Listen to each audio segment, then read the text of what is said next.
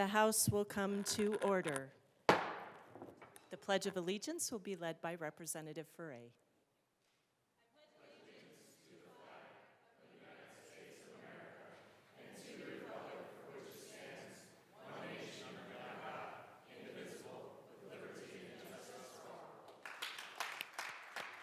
Mr. Shebel, please call the roll.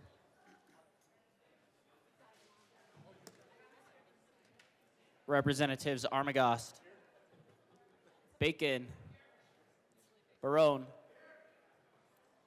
Byrd,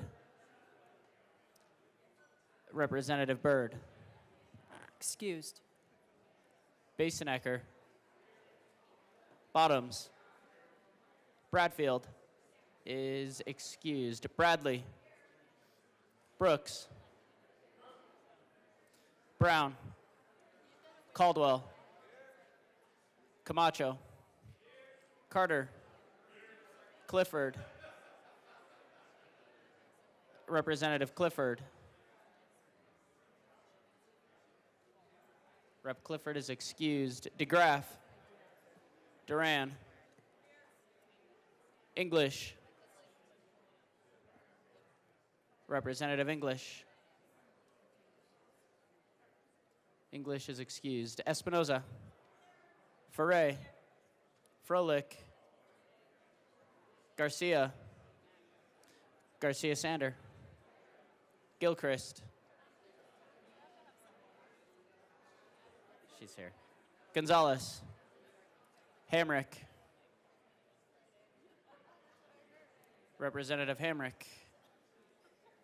Excused. Hartsook, Jackson, Johnson, Joseph, Kelty, Leader, Lindsay, Lindstedt is excused. Luck, Lukens. Did she say here? Representative Lukens. Mabry. Rep. Mabry is right here. Marshall, Martinez, Morrow, McCormick, Pascal, Phillips, Puglisi, Richardson, Ricks, Representative Ricks. Ricks is excused. Routenell, Representative Routenell, excused. Ryden, Sirota,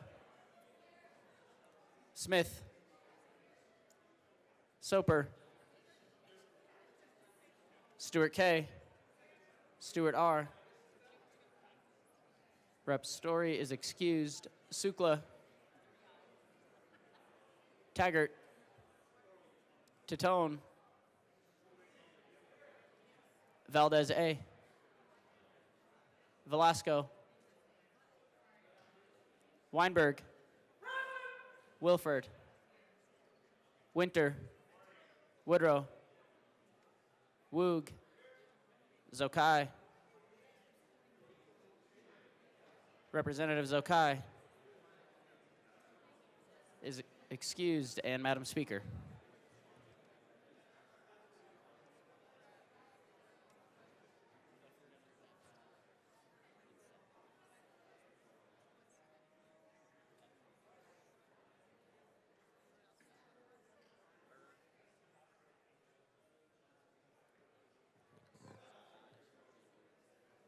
With 59 present, 6 excused, we do have a quorum. Representative Foray. Thank you, Madam Speaker. I move the Journal of Monday, February 24th, 2025 be approved as corrected by the wonderful Chief Clerk. Members, you've heard the motion that the Journal be approved as corrected by the wonderful Chief Clerk. All those in favor say aye. All those in favor say aye. All those opposed, no? The ayes have it. The motion is adopted. Members, we are proceeding to business. I will ask everyone to take their seats.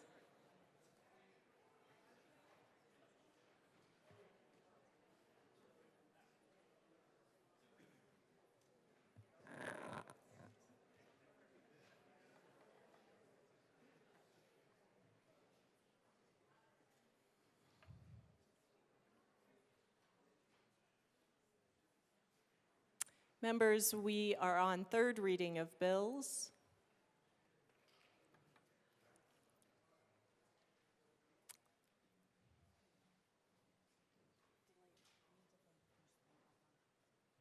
Madam Majority Leader. Thank you, Madam Speaker. I move to lay over House Bill 1043 until tomorrow. House Bill 1043 will be laid over until tomorrow.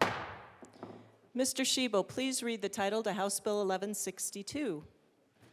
House Bill 1162 by Representative Foray, also Senator Doherty, concerning redetermination of eligibility for individuals enrolled in the State Medical Assistance Program. Madam Majority Leader. Madam Speaker, I move House Bill 1162 on third reading and final passage. The motion before us is the adoption of House Bill 1162 on third reading and final passage. Mr. Schiebel, please open the machine and members proceed to vote.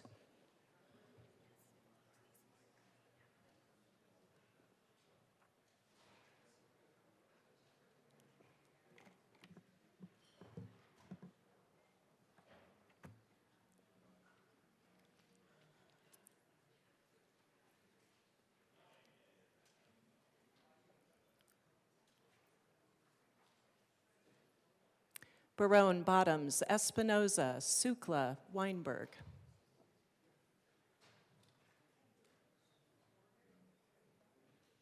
Please.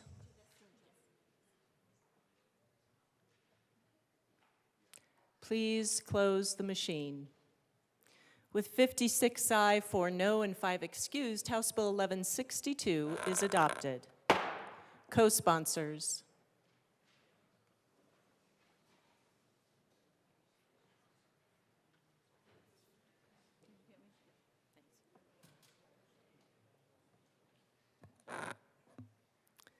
Please close the machine. Mr. Schiebel, please read the title to House Bill 1007. House Bill 1007 by Representatives Froelich and Valdez, also Senators Winter and Simpson, concerning emergency preparedness for paratransit services. Madam Majority Leader. Madam Speaker, I move House Bill 1007 on third reading and final passage. The motion before us is the adoption of House Bill 1007 on third reading and final passage. Mr. Schiebel, please open the machine and members proceed to vote.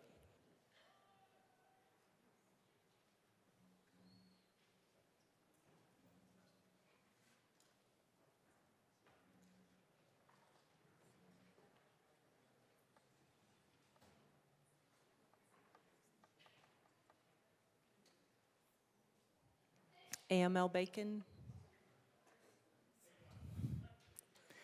Please close the machine. With 44 ayes, 17 no, and 4 excused, House Bill 1007 is adopted. Co-sponsors.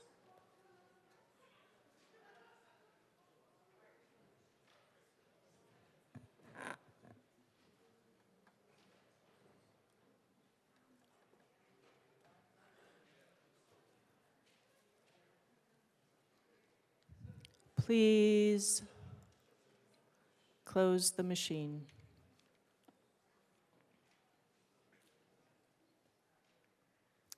Mr. Schiebel, please read the title to House Bill 1040. House Bill 1040 by Representatives Valdez and Winter, also Senators Roberts and Liston, concerning the inclusion of nuclear energy as a source of clean energy. Madam Majority Leader. Madam Speaker, I move House Bill 1040 on third reading and final passage. The motion before us is the adoption of House Bill 1040 on third reading and final passage. Mr. Schiebel, please open the machine and members proceed to vote.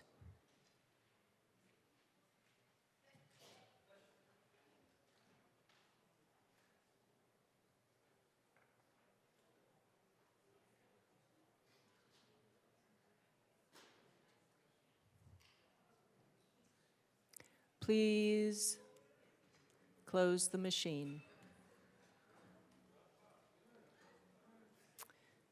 With 43 aye, 18 no, and 4 excused, House Bill 1040 is adopted.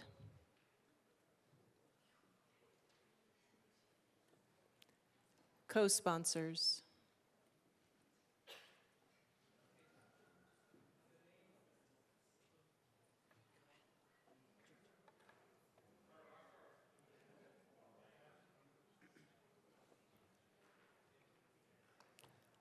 Please close the machine. Mr. Shebel, please read the title to Senate Bill 82.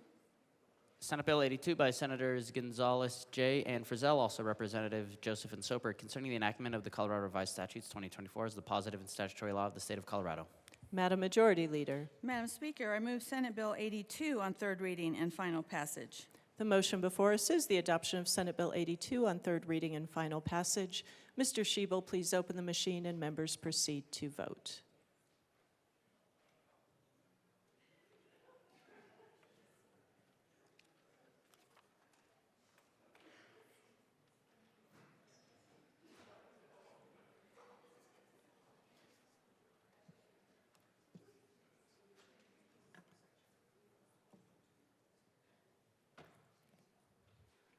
Please close the machine. With 51 aye, 10 no, 4 excused, Senate Bill 82 is adopted. Co-sponsors.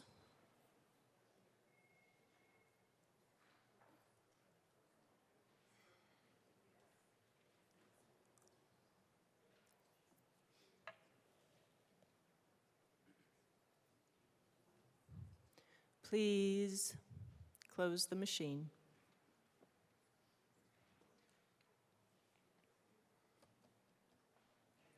Mr. Shebel, please read the title to House Bill 1110.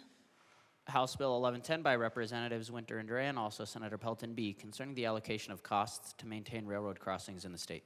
Madam Majority Leader. Madam Speaker, I move House Bill 1110 on third reading and final passage. The motion before us is the adoption of House Bill 1110 on third reading and final passage. Mr. Shebel, please open the machine and members proceed to vote.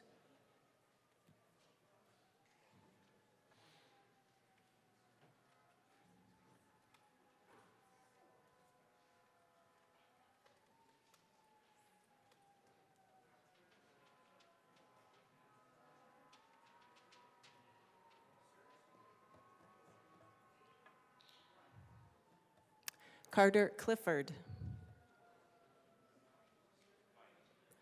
Please close the machine. With 53 aye, 8 no, 4 excused, House Bill 1110 is adopted. Co-sponsors.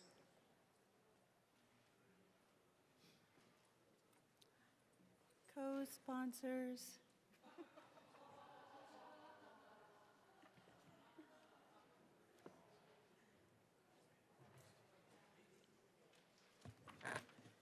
Please close the machine.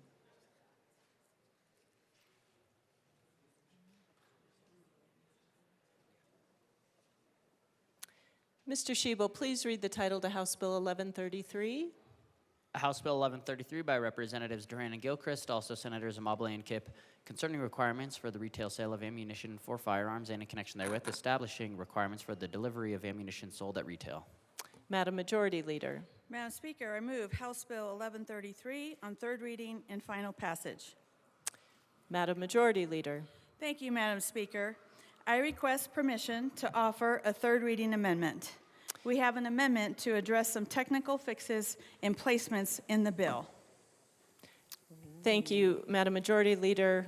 The question before us is permission to run a third reading amendment on House Bill 1133. Representative Caldwell.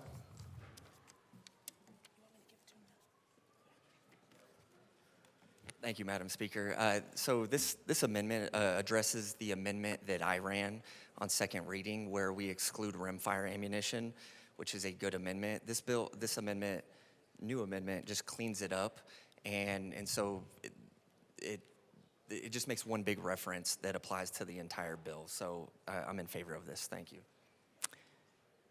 Seeing no further discussion, the question before us is permission to run a third reading amendment on House Bill 1133. Mr. Shebel, please open the machine and members proceed to vote. Oh, sorry folks, we're going to pause for one moment. The amendment has not been properly displayed. Oh, sorry, my bad. I'm getting ahead of myself. Mr. Shebel, please open the machine. It is. Please vote.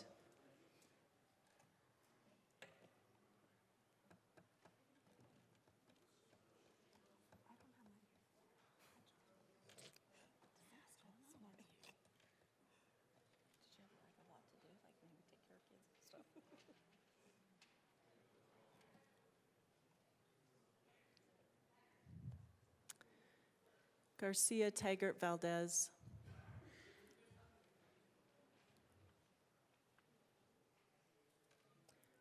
Please close the machine. With 56 aye, 5 no, 4 excused, permission to run a third reading amendment is adopted. Madam Majority Leader. Thank you, Madam Speaker. I move amendment to L046 and ask for it to be properly displayed. 047. Madam Speaker, I move amendment to L047 and ask that it be properly displayed. It is properly displayed, although a little blurry. Perfect. Thank you. Please proceed. Thank you, Madam Speaker. This technical amendment renumbers accordingly and removes then subsequently re-adds the exemption we made during seconds for rimfire ammunition to correct the section, and I ask for a yes vote.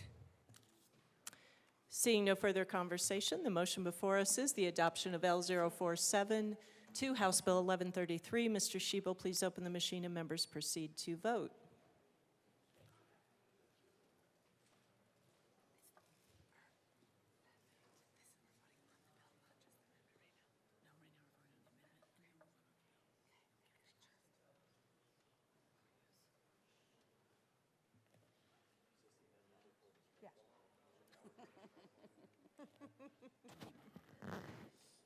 Dream on. Please close the machine. With 60 aye, 1 no, and 4 excused, the amendment is adopted. Madam Majority Leader. Thank you, Madam Speaker. I move House Bill 1133 as amended on third reading and final passage. That is a proper motion. Representative Brooks. Good morning, Madam Speaker. Good morning.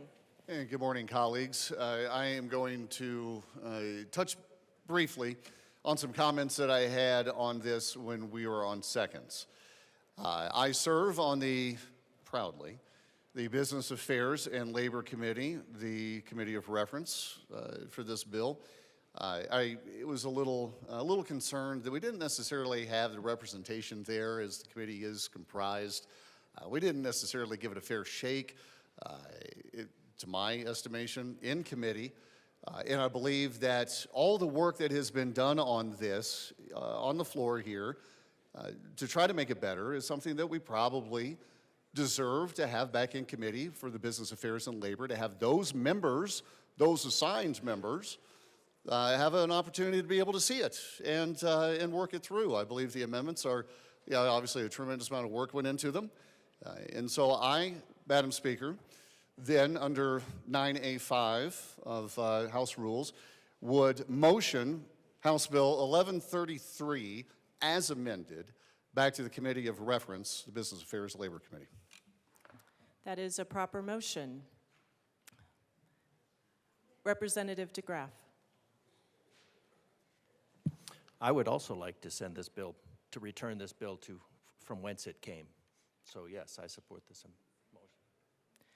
Seeing no further discussion, the motion before us is to refer House Bill 1133 to the Committee of Reference, Business Affairs and Labor.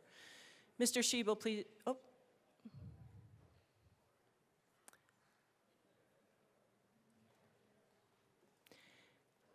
Mr. Shebel, please open the machine and members proceed to vote.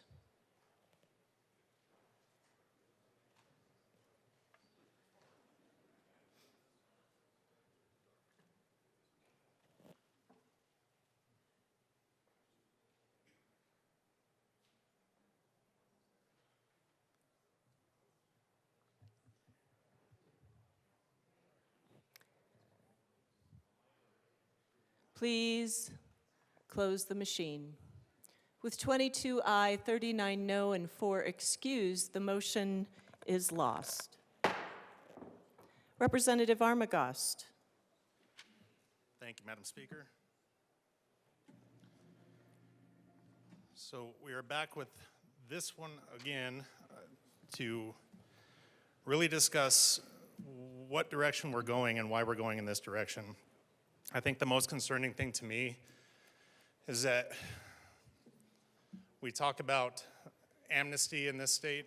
I think the issue of firearms and ammunition is we're making Wyoming an amnesty state for people to purchase firearms and ammunition. We're sending people there to get groceries. We're sending people there to get fuel. We're sending people there to get all of their necessities, as well as firearms and ammunition.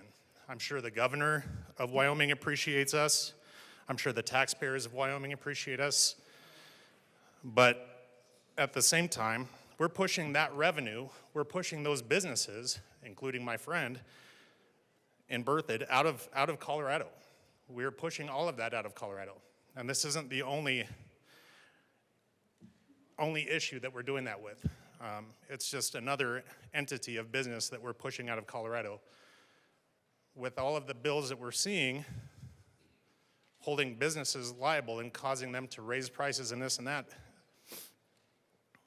we are ruining revenue in this state by constantly going after any level of business or any way of doing business that we as a body disagree with. And this is the most troubling to me, because it is not fixing the problem to which it is apparently intended to fix. I don't like the idea that we're calling this a public safety bill. We've addressed public safety in this building as far as firearms are concerned, and it didn't kill businesses. It actually protects businesses. When we're talking about penalties for theft and things like that, we are protecting businesses by doing that. This is not protecting anyone except for Wyoming's businesses and Wyoming's revenue. And that, to me, is very frustrating and shameful. I know we can come together on ideas that promote safety and promote ways of reducing violence where guns and ammunition are used, but we're going about it in completely wrong ways. Not only are we holding businesses accountable and revenue for Colorado hostage, but we're also affecting consumers in this level, because now people have to go out of state to spend their money on things that they need to protect themselves, things that they need for sporting and recreation, things that they need for basic necessities and groceries.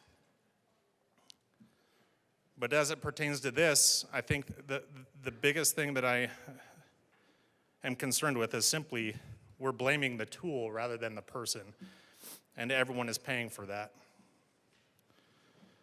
When we aren't holding the person accountable and we're holding the tool accountable, the tool is an inanimate object, as is a vehicle, as is a chemical, as is anything that can be used to cause harm to other people by a person that is mentally ill or otherwise violent or evil.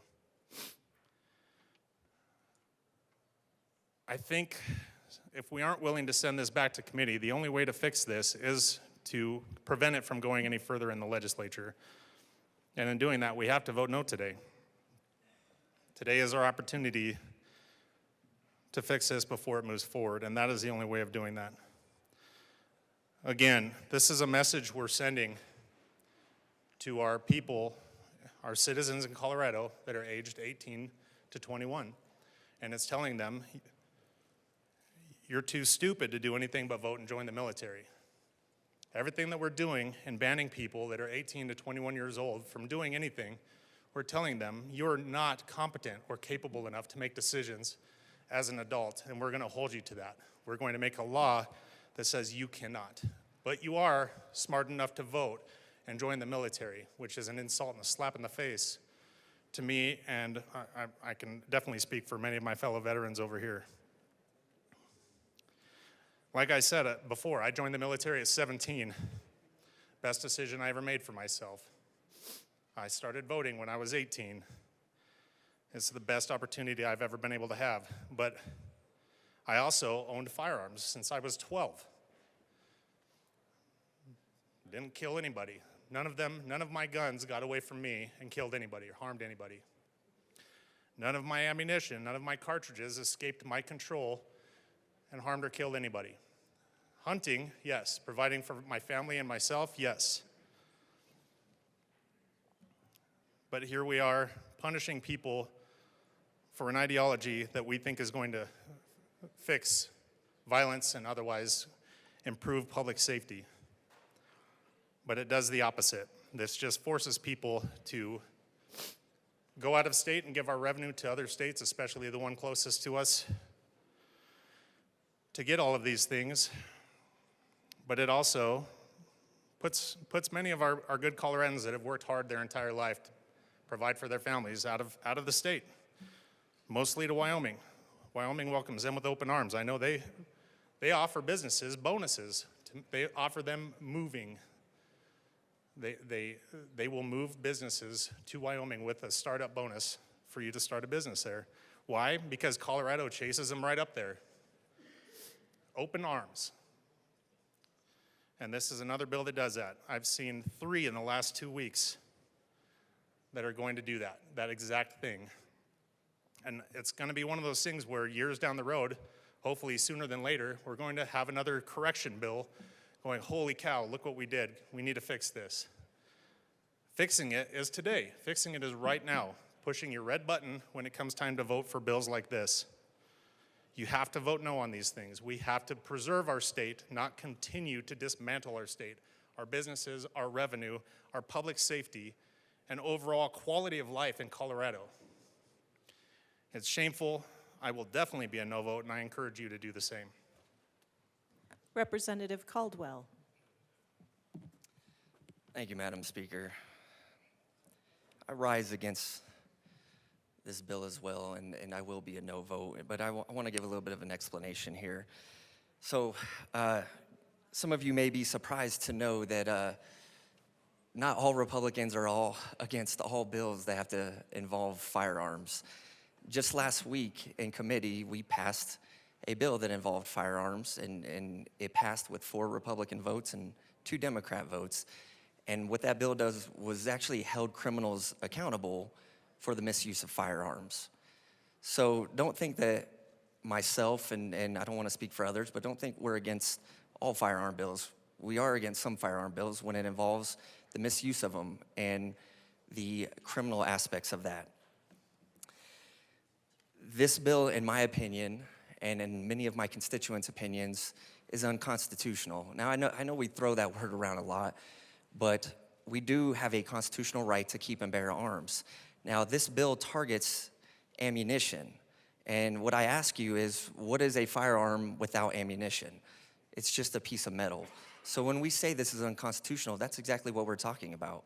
We're saying that if you have a constitutional right to keep and bear arms, you also have that constitutional right to have the ammunition for that firearm, because without the ammunition, the firearm is nothing.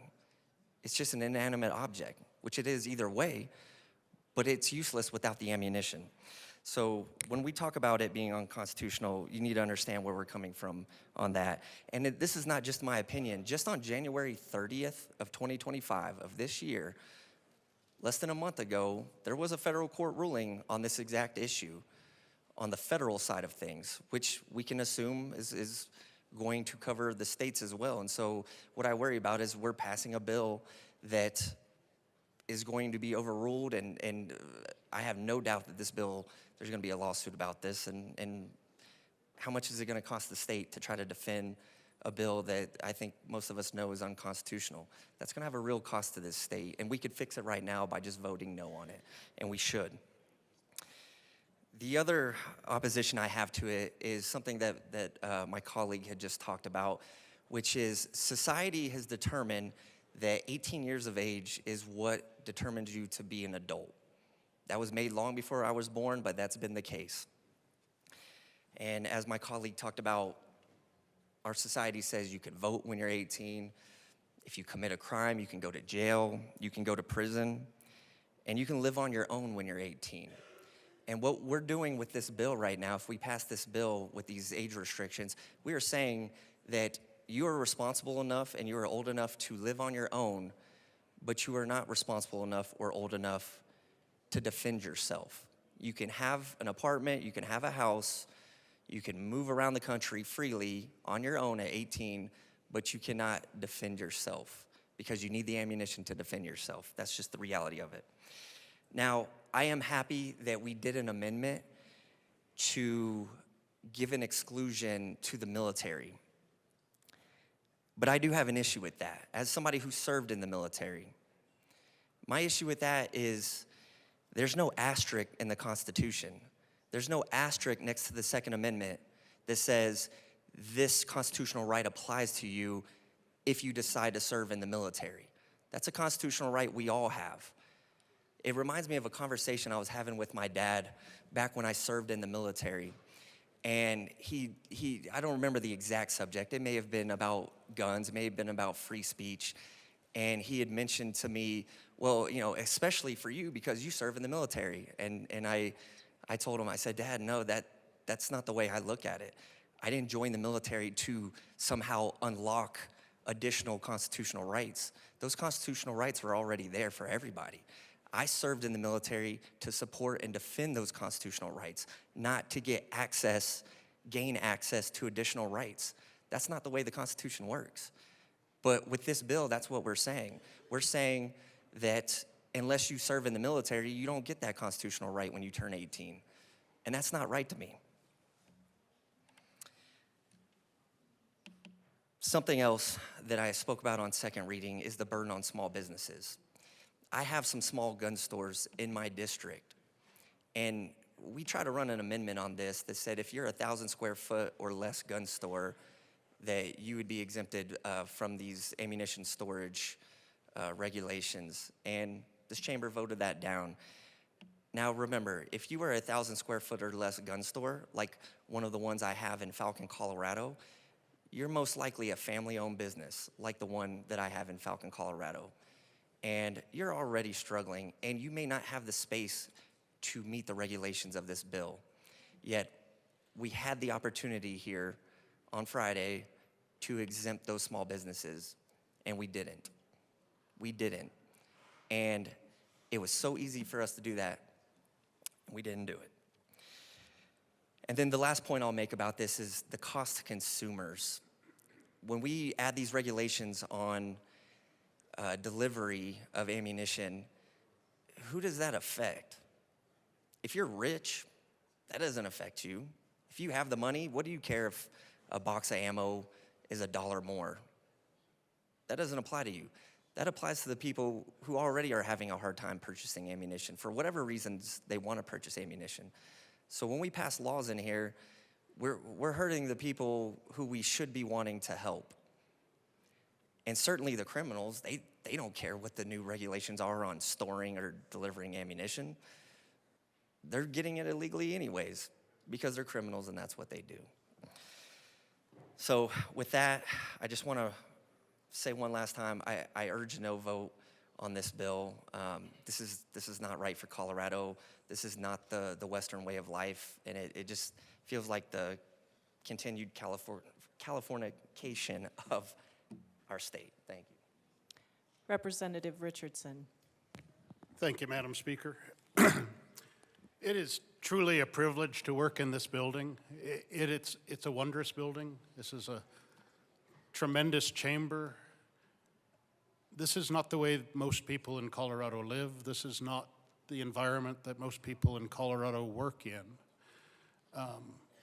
Most people live their own individual lives, a lot of them in ways that many of the folks here can't imagine. I was up at about 4 a.m. this morning because since I work here, my wife has to take care of chores at home. She brought in a load of hay yesterday, got stuck in the mud. Didn't want to tell me about it. She took the pickup and kept it at home. So I took her car in yesterday. So I was up at 4 a.m. because we had enough time for the ground to freeze so I could get it out and move it back up towards the barn so she can unload it today while I'm here today. So while I'm here today, I really want to be doing good things for the people of Colorado. My colleagues on this side of the aisle spent a bit of time on Friday providing input regarding this bill on seconds.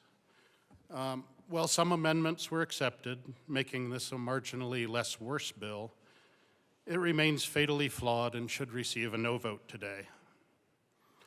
I do hope that all of you spent some time thinking about the valid concerns expressed by many of us here in the well during that lengthy conversation we had on Friday. But in case you have forgotten the issues we raised, and a few of them were brought up again, I do want to recap, because we have a tremendous responsibility today to decide whether this flawed bill moves over to the Senate or it dies rightfully here on the floor. I am in strong opposition of 1133. It is a bill that is nothing more than a solution in search of a problem. There are true problems out there. This doesn't address them. It represents yet another example of government overreach, adding unnecessary regulation to businesses, already drowning in compliance costs and bureaucratic red tape. Instead of allowing hardworking Coloradans to thrive, this legislation imposes yet another layer of restrictions.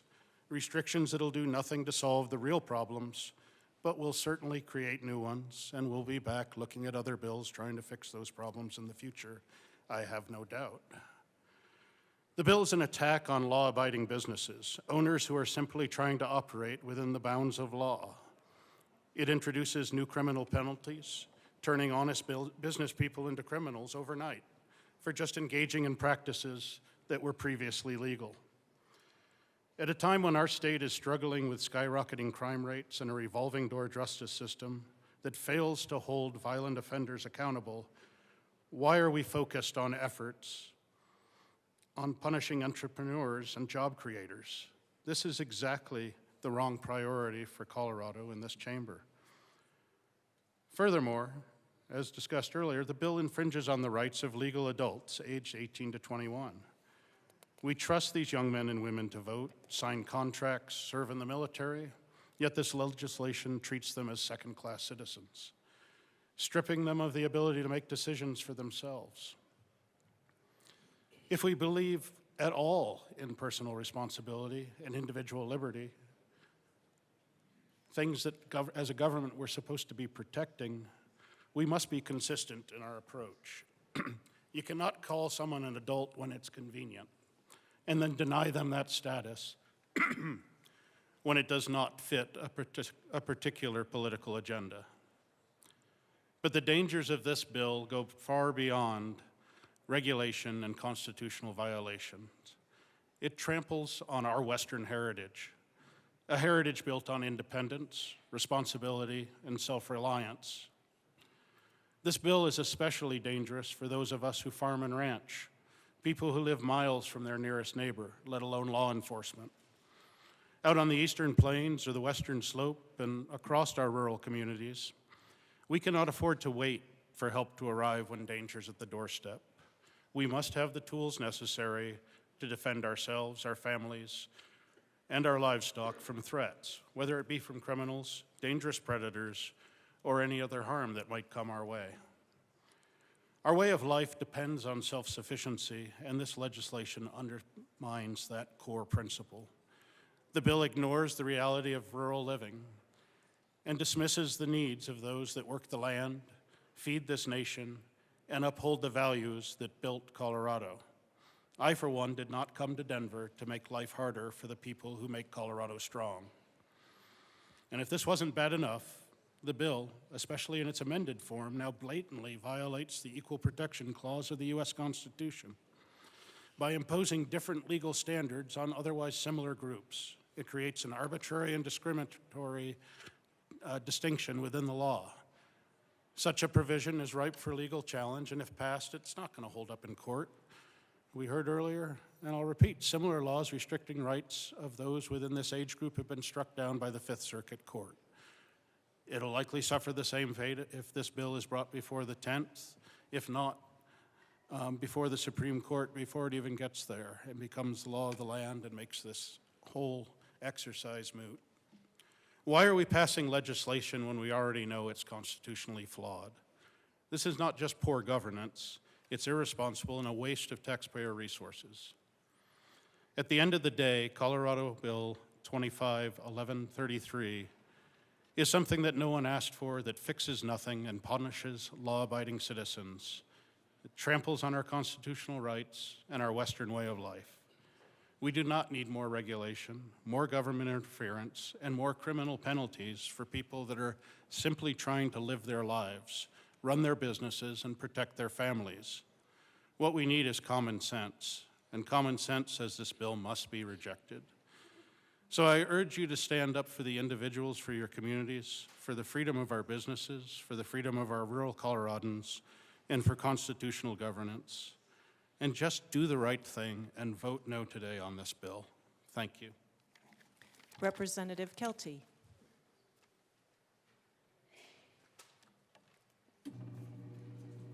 Thank you, Madam Speaker.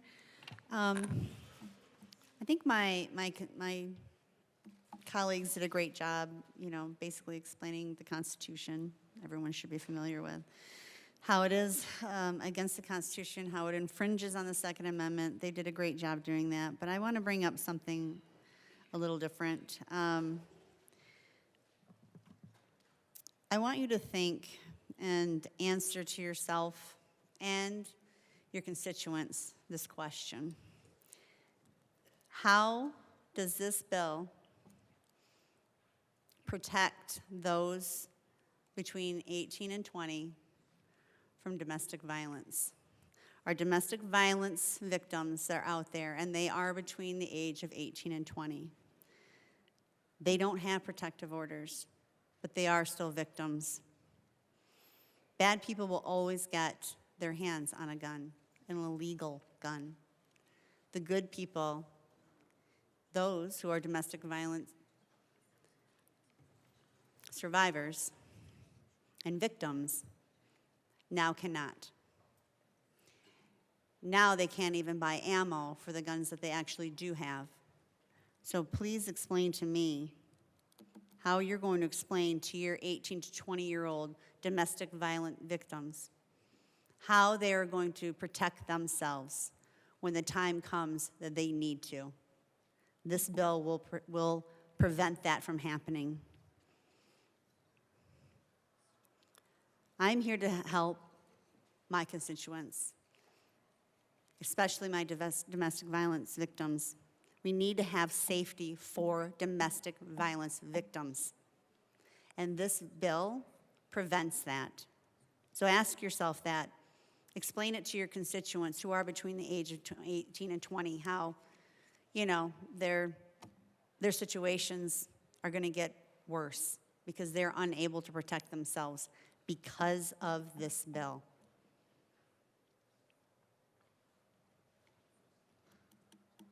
I ask for your no vote because we've got to protect those who are most vulnerable, and this bill is taking that away from them. Representative Garcia Sander. Thank you, Madam Speaker. Good morning, everyone. It's good to see you. I'm going to keep this short and sweet. One of the most surprising things that I found, people have asked me, what do you like most about your new job, and what have you found most interesting, most surprising? One of the most surprising things has been talking with former Democrat lawmakers who have now become lobbyists or CEOs or advisors, and they ask me about bills that we're hearing, and they reflect and share their thoughts. One of the most surprising things is they are sharing that they realize how much over-regulation over the last 6 years has hurt our state and made life more expensive. From farmers to hospitals, to teachers and schools, to small businesses, I've heard them talk over and over and over again about unintended consequences from well-meaning bills. This regulation will be challenged, and Colorado cannot afford the lawsuits that are coming to defend our God-given rights outlined in the U.S. Constitution. Please vote no on 1133. Today's solution is tomorrow's problem. Representative Taggart.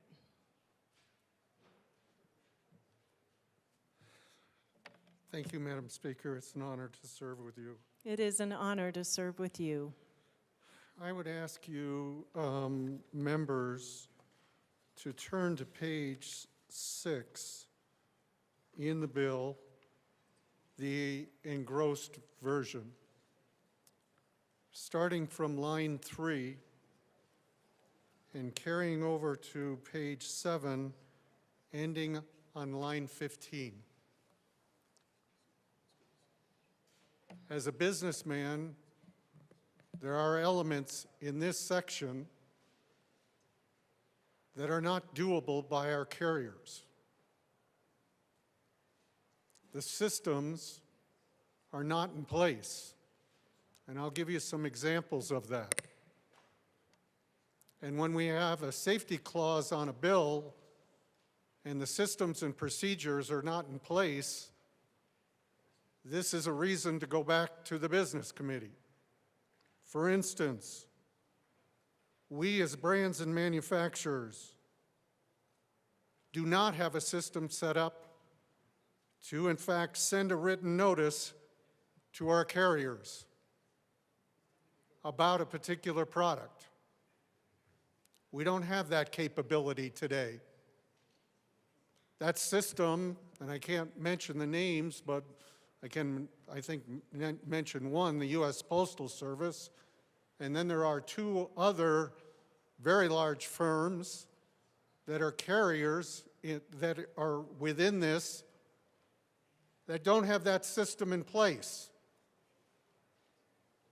Likewise, those very same carriers, when you get down to line 21, they don't have a system in place to verify that somebody is 21 years of age, and they certainly don't have something in place from the standpoint of getting a photograph and verification of that documentation.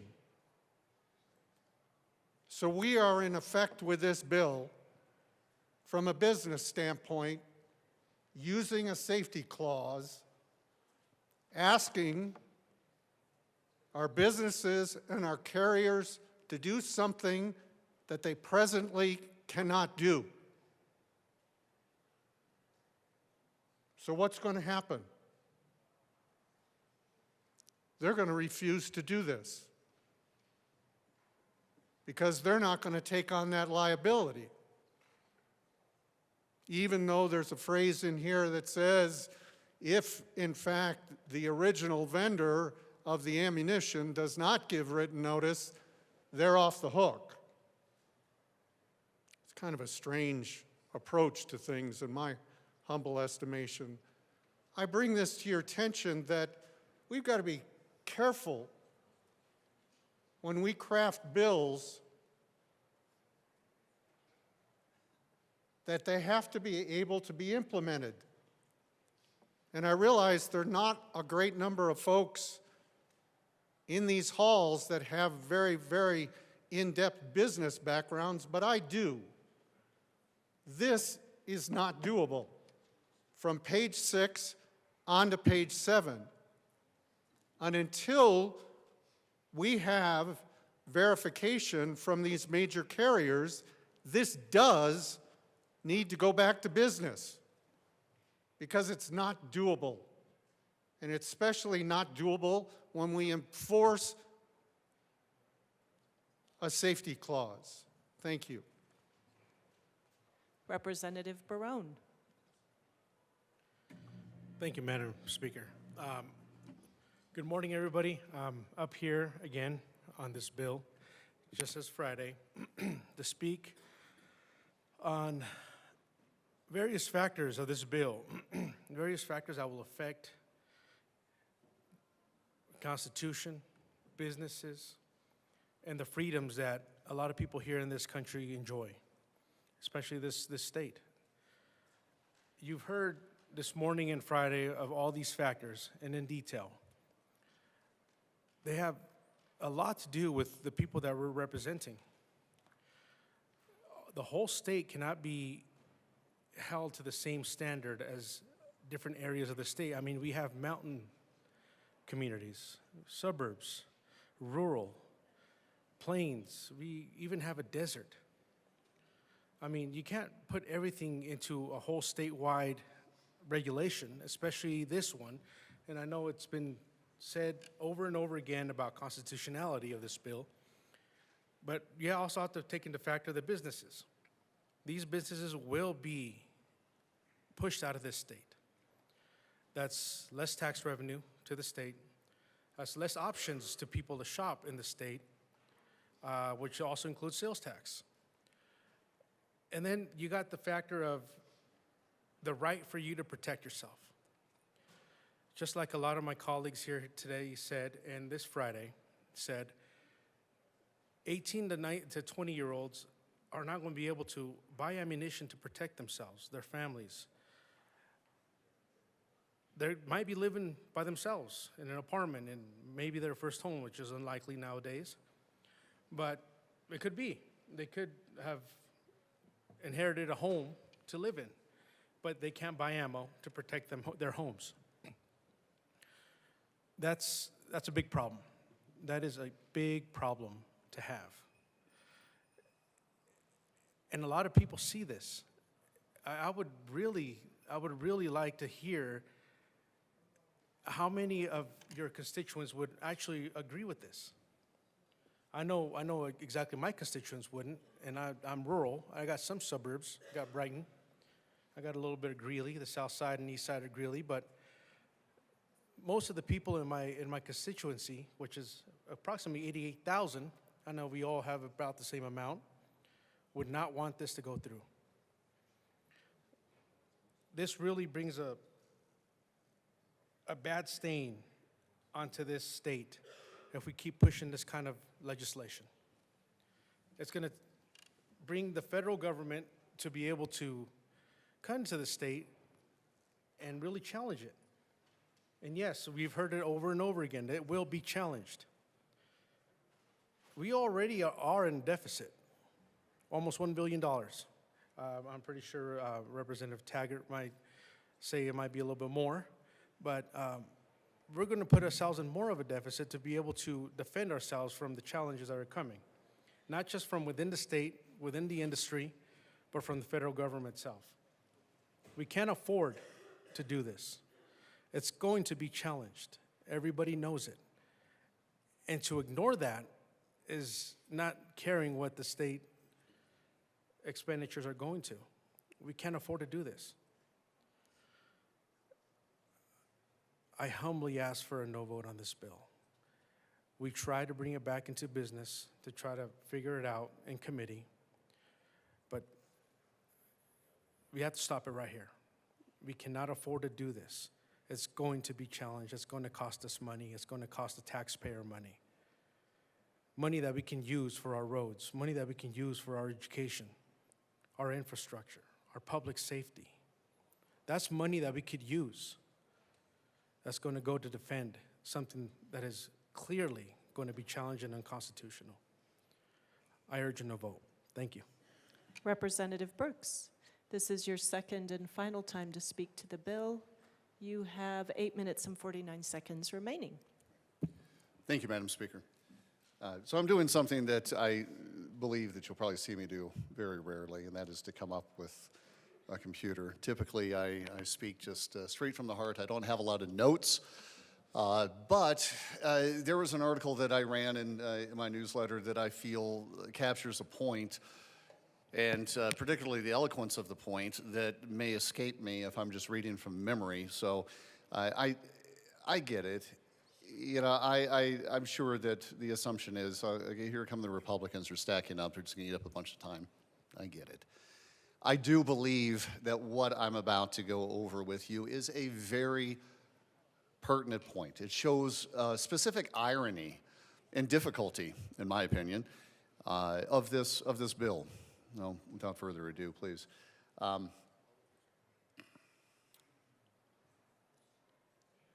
You know, as a staunch defender of God-given and constitutional rights and a representative of the people, I find it deeply troubling, not just because 1133 is challenging God-given and unconstitutional rights, but because a bipartisan amendment, if you remember, that happened right here, was added to the bill that exposes a fundamental truth that simply cannot be ignored. In a rare bipartisan effort, and I applaud both sides for doing so, Majority Leader and Minority Leader came up here together and they ran Amendment 037. It's a good amendment on surface, This amendment carves out an exemption for individuals under the age of 21 who are identified as protected persons in a protection order. Now you say, really, you're going to argue against that? No, not particularly, but I think it's the irony of this that's important and what I would like you to hear me out on. So in other words, if a young person, if a young adult has a protection order against somebody who may do them harm, they are now the exceptions that would be allowed to purchase ammunition for the purposes of self-defense. This amendment, while intended as a compromise, and one that I do recognize the bipartisan spirit of, actually highlights the very principle the Second Amendment was written to uphold, the right to self-defense. If we, all of us in this room, as lawmakers, can recognize that a person under the age of 21 years of age has the right to defend themselves when facing a credible threat, then why are we stripping that exact same right away from every other law-abiding young adult? The logic here is truly inescapable. The authors of 1133, by agreeing to this amendment, are tacitly admitting that self-defense with a firearm is a legitimate and necessary right. Think about it. That amendment legitimizes the need to defend one's self from both sides of the aisle. If this right is valid for somebody under a protection order, it is just as valid for any young adult who wishes to exercise their right to self-defense. It's not just an amendment that infringes upon God-given rights, it's bad policy. There is no evidence, remember I talked about this, that I asked at the very beginning of the committee. I said I really would like data. Please show me the data. The data was never shown because data does not exist. There's no evidence that restricting ammunition sales to adults age 18 to 20 reduces crime in any manner whatsoever. In fact, the data shows that violent crime has risen in Colorado since stricter gun control measures were implemented over the past decade. Criminals, by definition, will not follow the law. They will not be deterred by this bill. The only people impacted are law-abiding citizens who wish to exercise their constitutional rights. The Second Amendment was never about just simply sport hunting or shooting. It's also about ensuring that individuals can protect themselves, their families, and their freedoms. 1133 infringes upon that right, if not outright tramples upon it. While this final amendment offered by the Democrats and agreed upon by minority party as well, proves why the right exists in the first place. If self-defense is a valid reason for one group to retain access to ammunition, it is a valid reason for all law-abiding citizens. Let's please not allow emotion and posturing to erode away the rights that protect all of us. I urge my colleagues and constituents to see this bill for what it truly is: an infringement upon rights and an ineffective solution to the challenges that we face. Let's draft legislation around those. We need to focus on holding criminals accountable, not disarming responsible citizens and stifling their God-given right to self-defense. As I imagine you probably guessed by now, I urge a no vote. Thank you. Representative Johnson.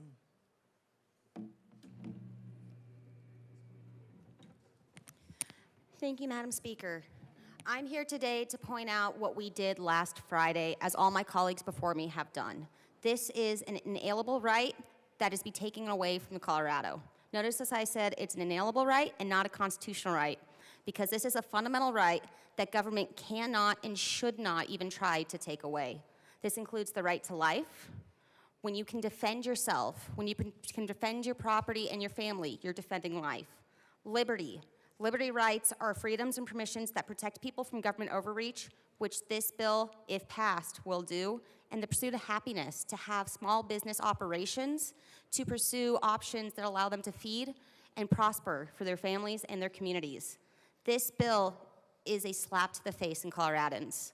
They voted us here to do the work that they are too busy in their lives, when they are defending their families, when they're providing for their families with businesses, and when they're running their businesses that are so busy doing what they do best, that we are the voice for them. We should be making sure we are the voice for all of Colorado. We need to make sure that we are not only not taking 18, 19, and 20-year-olds' rights to protect themselves, but we're also allowing businesses to flourish. We heard many arguments on Friday, and it hurt my heart to have to go back to my community this weekend, to the community roundtables, because I like to face my constituents face on and let them know what's happening. The good, the bad, the ugly. Unfortunately, it's been bad and ugly. I had to look in the face of 18, 19, and 20-year-olds who looked at me and said, what happens if a coyote or a wolf or another predatory animal comes for our livestock? How are we supposed to fuel our tools to protect us? We won't be able to have ammo. How are we supposed to protect our equipment and our family? I had older siblings, upwards of 20s and 30s, say, how is my younger sister or my younger brother supposed to live on their own when they have a disability?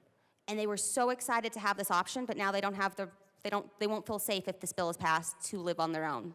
I had to look at business owners who are already so burdened by Colorado because we are an anti-business state the way this legislators are going. We are so anti-business from this body that we are hurting small businesses. We are making it less affordable to live in Colorado. And I had to look at my small business mom and pop shops and say, business will be going to Nebraska, Kansas, Wyoming, if and when this bill is passed. I had to look them in the face and tell them what this body had done Friday, what this body continues to do as we are striking away not just at their rights, but their businesses. And let us address mental health. We have a mental health crisis here in the state, and this bill will only increase that. How do you tell somebody they can't prosper? They don't have life, liberty, or the pursuit of happiness because this bill is going to go through? How do you tell somebody that they are no longer safe or have the dignity to protect themselves because they don't have the tool that's fully functioning because they don't have ammo to put in it? 18, 19, 20-year-olds already struggling with affordability, with not being heard, and now we're going to add mental health crisis because they don't have the dignity to protect themselves, their properties, especially in rural Colorado. We had options to protect. Now this bill, if it would just go away, would protect completely. But we heard this body as a majority vote against those who are disabled, vote against women, vote against small business owners, vote against mental health. The list goes on and on. And the disrespectful thing is it doesn't seem, at least from my point of view, that this fixes anything. Now, I can't say what the motives are for behind this bill. I don't want to impugn motive, but I can tell you that my district is upset, they are scared, they are hurting, and this bill will just add to that. I strongly urge a no vote, not just for our inalienable rights that our Constitution protects, but also our small businesses, for mental health, for those who want to be able to protect, defend, prosper in Colorado, instead of being forced to go to other states to do just that. Representative Bradley. Thank you, Madam Speaker. I had someone say to me that I'm speaking from a script, and I want to assure you this is definitely not a script. The Republican caucus, this affects us. It affects our constituents. We're speaking from the heart, and every time I go into a committee, when someone presents a bill, I think any lobbyist or Democrat will tell you, I listen intently, I take note after note after note, because I want to understand the bill that's being brought forward. I never tell anyone how I'm going to vote on a bill until after I've heard every single part of it. So this is not a scripted dialogue. This is from the heart, and this is impacting the constituents in HD 39. I've gotten so many emails because people are scared. I think people are scared of what's happening at the federal level, but what's happening at the state level is super scary for the constituents in my district. We have made Colorado the 6th most regulated state, and businesses are closing at an unprecedented rate. In the second quarter of 2023, 12,000, businesses dissolved in Colorado. And the 12-month total of dissolution filings was up 12% from the previous year. 6th most regulated state. Denver's restaurants have decreased 22% since 2021, and it's so bad, and people are not listening to these business owners, that they had to write a letter to the mayor saying that they are now watching downtown fall apart. And this body has created an almost lawlessness. We have waitresses, hostesses, other young people ages 18 to 20 working late at night who will not now have the right to purchase ammo to protect themselves in a state that we have created to be ridden with crime. I have heard it many times. Criminals will still find ammo, and this bill does nothing to curb that crime. Instead, it comes after law-abiding citizens who have been given the constitutional right to defend themselves without restriction. I told you guys this the other day. We have been designated the third least safe state in the country. 47 other states are safer than ours. We are the 8th most violent state, and we are the 4th highest in rape. Yet we continue to pass and regulate Second Amendment rights over and over every single year. And I pulled those bills. House Bill 1349, an excess tax on firearm ammunition sales, which is kind of funny because now we're eliminating sales of ammo to 18 to 20-year-olds. So we have House Bill 1353. We have Senate Bill 24066. We have Senate Bill 169. We have House Bill 1008. We have House Bill 1219. We have House Bill 1353, House Bill 1348, House Bill 1008. These are bills affecting the firearm industry, regulations on businesses, economic effects that will cripple businesses, and we just continue to go. And for what? And that's why I come down here. What do all these bills do to help crime in our state? Because we continue to increase. I mean, where do we go from here? I guess we could be the worst state as far as crime. I guess instead of being the 8th most violent state, we could be the 6th most violent state. Maybe instead of being 4th highest in rape, we could be 1st highest in rape. I mean, we're not far off.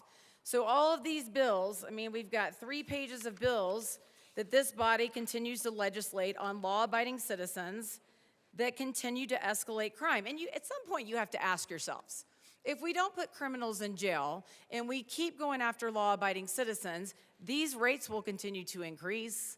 You're not going after the people committing the crimes. You're going after me and my husband and my children and the people in my district that want to be able to defend themselves and their property. Because if you weren't going after us and you were putting criminals in jail, we would become a safe state. But that doesn't seem to be the motive.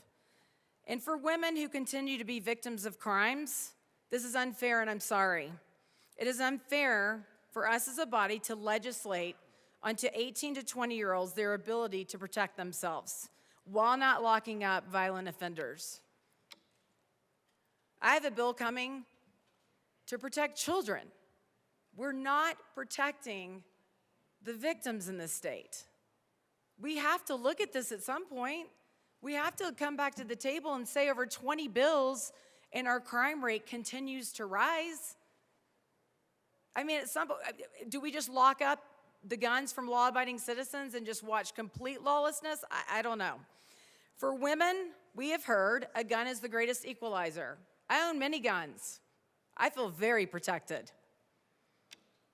We hear story after story of people coming and saying that guns killed them and things like that, and I have empathy for those people, but we also hear stories of women who defended themselves against rape, against an armed robbery, were able to defend their families against an attacker. So you don't get to play one story off the other. Guns help us defend ourselves. We've heard stories that simply brandishing a gun stops almost 500,000 to 3 million crimes a year. So I'll tell you that more guns don't mean more violence. I would argue that more guns mean less violence. If we stop 3 million crimes a year just by pulling out a gun, that should say a lot to diminish the statistics from the other side. And let's talk about crimes involving female victims. And this is not diminishing the men that deserve to be able to defend themselves or the disabled community. But as a woman, I feel like I should come up here and talk to the other women in the Caucasus. Statistics on crimes involving female victims ages 18 to 21 can vary depending on the source. Uniform Crime Reporting Program, managed by the FBI. This program collects data on crimes reported to law enforcement agencies across the country. National Crime Victimization Survey, conducted by the BJS. This survey collects data on personal and household victimization through interviews with a nationally representative sample. General trends: violent crime. Women aged 18 to 21 are often at higher risk for certain types of violent crime, including sexual assault and intimate partner violence. Sexual assault. This age group is particularly vulnerable to sexual violence. According to various studies and reports, young women in this age range experience higher rates of sexual assault compared to older age groups. Intimate partner violence. Women aged 18 to 24 generally experience the highest rates of intimate partner violence, which includes physical violence, sexual violence, and stalking by a current or former intimate partner. Specific statistics. While specific statistics for the exact age range of 18 to 21 can be challenging to isolate, here are some general findings. Sexual assault, according to the National Intimate Partner and Sexual Violence Survey, young women aged 18 to 24 experience the highest rates of rape and sexual assault. And again, we are the fourth highest state for rape. And now we are going to take the people that are the most criminalized and continue to tie their hands behind their backs. Intimate partner violence, the NCVS and other studies have found that women, particularly those aged 18 to 24, are at a higher risk of experiencing intimate partner violence compared to other women. So why do we continue to push bills that will create more victims? I ask myself that every day I come into this building. When will we aim bills at protecting victims and keep Coloradans safe? Let's get back to public safety. And I asked my husband, who's been a gun owner probably since he was... Representative Bradley, you have 1 minute remaining. Thank you so much for that. What is the qualitative difference of those in the armed forces between the ages of 18 to 20 and my 4 boys who have grown up respecting and shooting guns and hunting? So because my kids might not choose to join the armed forces, they don't get to defend themselves. Criminals will get guns and ammo, no matter how many hundreds of gun regulating bills we pass, and they will always have the upper hand, especially against my kids. Gun rights are women's rights. Gun rights are human rights, and we have the right to defend ourselves and property without government infringement, and we will continue to fight, especially in my district, against these unconstitutional bills. Vote no on this horrible legislation. Thank you. Representative Hartsook. Good morning. Thank you, Madam Speaker. Good morning. Since the dawn of time, we've had tools and weapons. Throughout history, they've been used for defense, offense, food, gathering, survival. They are a tool. In today's modern age, ammunition is a part of that tool. It's a component to multiple things that go hunting, sport shooting, self-defense, armed forces, all over the place. Tools are moved around. Tools can do a variety of things. You can do good things, you can do bad things. You can build a house properly with a hammer, or you can build it horribly. That's not the fault of the tool, that's the fault of the person that is wielding it. Throughout Colorado here, we have numerous 4-H clubs around the state. Most of those clubs have shooting groups that are within them. My son used to participate in some of them, and I have lots of friends that had their kids throughout junior high and high school that were in the 4-H shooting clubs. That included rifles, shotguns. My son, when he was in his early teens, was on the shooting team with the Boy Scouts, would spend lots of time shooting. Businesses in this state provide those products, provide those tools. We go there, we get them the tools that they need so they can go out and do the sport shooting, whether it's in 4-H or Boy Scouts or any other shooting club that they are in. Going hunting after they go through hunter safety and they get their license. We allow teenagers to drive, get a license at 16. We allow them to vote at 18. Join the military. We can join the military under 18. Parental consent. You can sign up on your own at 18. You can go to war at 18. And you can carry things a lot bigger than just ammunition. So we entrust kids, 16-year-olds, 18-year-olds, 14-year-olds, to go shooting in clubs, 4-H clubs, military. We trust them in the defense of our nation to go overseas and fight in a war if that's what's needed. But we're going to have a piece of legislation that says they can't buy ammunition. We have a piece of legislation that says, gives them pause to stop and go, you're not qualified to buy ammunition. Legislation says you need to be 21. But we can send them to war. They can join law enforcement. They can be in shooting clubs. But they can't buy ammunition. Now let's talk about the businesses. What does that do to businesses? This state, Colorado, is part of the Western Frontier. There's hunting, there's ranches all over the place. There are threats. When you're out in the middle of nowhere, you need to be able to defend yourself against a variety of threats, not always a human threat, but sometimes animal threats, whether they're mountain lions, bears. I can tell you for a fact the house that we had down there in Colorado Springs, when I was stationed there, came home one day and there was a big old black bear sitting on our porch. There was a mountain lion that killed a deer in our backyard. Our kids were little. We made sure they were never outside without us, and I kept my rifle handy. In many of the parts of the state, Western Slopes, Eastern Plains, teenagers are at home sometimes. We're out working in the field. Wasn't that long ago that everyone carried a rifle with them. Where my wife is from, up in Michigan, everyone would carry a rifle when it was deer season going into school. Usually they were skipping the first day of school, they'd go out for deer season.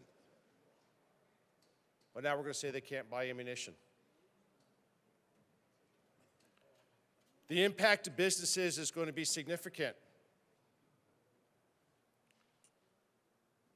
I would certainly say that it's a fair assumption that there will be businesses that will look at this law and go, I can't do business. And they'll either close that phase of what they're doing, or if that's what they do predominantly, they might close lock, stock, and barrel and close their doors. And so what does that do to a community? It provides input at a community. It provides money to a community. It sponsors different things that are happening in that community. It sponsors the schools. It sponsors sports teams. But we're going to take away those small businesses because they can no longer afford to do business. Whether it be regulatory, that they can't do it, they can't comply, they don't have the space, they don't have the money, the overhead to do it. So those businesses will likely close their doors and go out of business. So the state then loses a tax base, the community loses a supporter, and people that have had that business lose their way of life. Where I come from, that's not fair. That's not right. That's not just. We don't take away from somebody just because we don't like something. We should not legislate from fear or from hatred of a tool. Ammunition is merely a tool. It's part of a system. It goes together with the weapons that can be used for hunting, sport shooting, 4-H clubs, all kinds of things, not to get into the whole self-defense realm. But there's thousands of things that we do in this society that involves ammunition. We do testing. People that sometimes go into forensics with law enforcement study the ballistics of what certain rounds do. They do that by shooting them over and over, and usually they get an interest in them at a young age. They study, how does that ballistics work?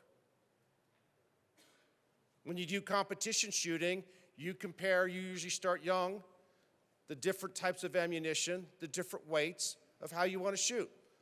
Last week when I was up here talking, I go into the gun store and I will compare the ballistics and the price of ammunition to see will it achieve what I need it to do, whether it's hunting, going out on the range, whether I'm shooting at 200 yards, 400 yards. I used to shoot further, but my eyesight's not as good anymore, so I don't hit the 600, 800-yard targets anymore. But I used to pick out the ammunition to do that. And I need to be able to compare and see what I'm looking at. My kids were always interested in doing that with me, too. They're always like, Dad, how can you hit that target that far away? Lots of practice. And practice comes with buying lots of ammunition and shooting it. This is going to negatively impact our communities, our businesses. It will drive many of them out of business. And that will have multiple second and third order effects on that support that goes in that community. There are multiple ramifications to this. And last but not least, this body has passed countless bills, pieces of legislation against gun industry, ammunition industry, possession, types, I mean, you name it. And it doesn't address the violence that's out there because the weapon doesn't do anything. It is the individual that has stolen it, owned it, wants to do something bad with it. No different than the person that deliberately goes flying down the freeway racing at 80, 100 miles an hour.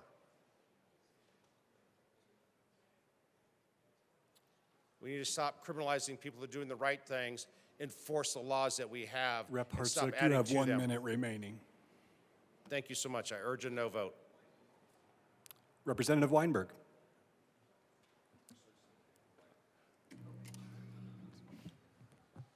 Thank you, Mr. Speaker Pro Tem. Good morning, General Assembly 75. Today is a sad day for this chamber. I know how the votes are going to go. I know that some of what we are saying will go on deaf ears. But I feel the need to come down and say it one more time. I hammered this bill in seconds. I gave my reasoning for unconstitutionality of it.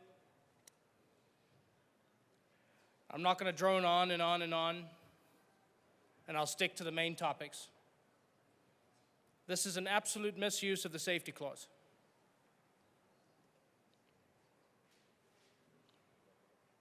We should petition this, and you, as responsible legislators, would kick it back to the people to give them an opportunity to put it on a ballot. My second point, all the gun shops in my city will effectively be put out of business.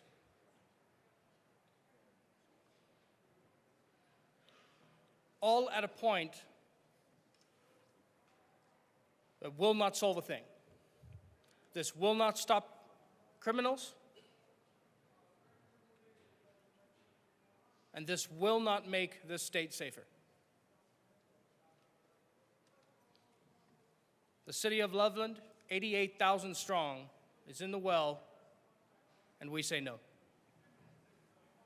Representative Sukla.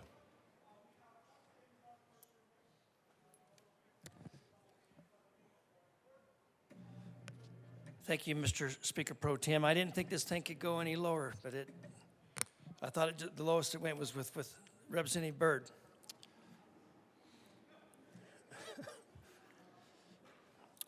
I tell you what, I'm here today to talk about the young people that this bill affects. At 18, Americans can serve in the military, vote, sign contracts, yet the bill suggests they are not responsible enough to purchase ammo. This could be seen as an arbitrary restriction that unfairly limits the rights of legal adults. If ammunition is harder to access legally, some individuals might resort to reloading their own ammo, potentially leading to safety risks due to improper handling of gunpowder and primers. If the justification is that we're not mature enough, why is this logic not applied to voting, military service, or legal contracts? The law unfairly picks and chooses which rights young adults can exercise instead of treating them as full citizens. This bill disarms young adults while still holding them accountable as full-fledged citizens. If they are trusted to vote and serve in the military and pay taxes, they should also be trusted to exercise their Second Amendment rights. HB 25-1133 hits rural America the hardest by making ammo harder to buy, limit self-defense options, disrupting hunting and farming, and harming small businesses. It creates unnecessary barriers for law-abiding citizens while doing little to prevent crime. Now I want to talk about women. It disarms young women at an age when they are gaining independence and may need to protect themselves from crime, abuse, or dangerous situations. It creates unnecessary barriers for law-abiding women while doing nothing to stop the criminals. Now I want to talk about the tribes. I have the Ute Mountains, Southern Ute, and the Ute Mountain tribes where I live. They are a sovereign nation. They are allowed to hunt on all of the Forest Service lands, the San Juan Forest, which is 1.2 million acres. And as soon as they step off of that reservation, they are going to be illegal. The Native Americans that were here first. And I want to tell a story about what happened to me. Up there in the mountains, I have a ranch at 10,000 feet elevation. And what we do is there's a lot of mice up there. And so we have cats. We call them snowbird cats. We take them up in the mountains in the summertime. We leave them up there in the side room in the cabin.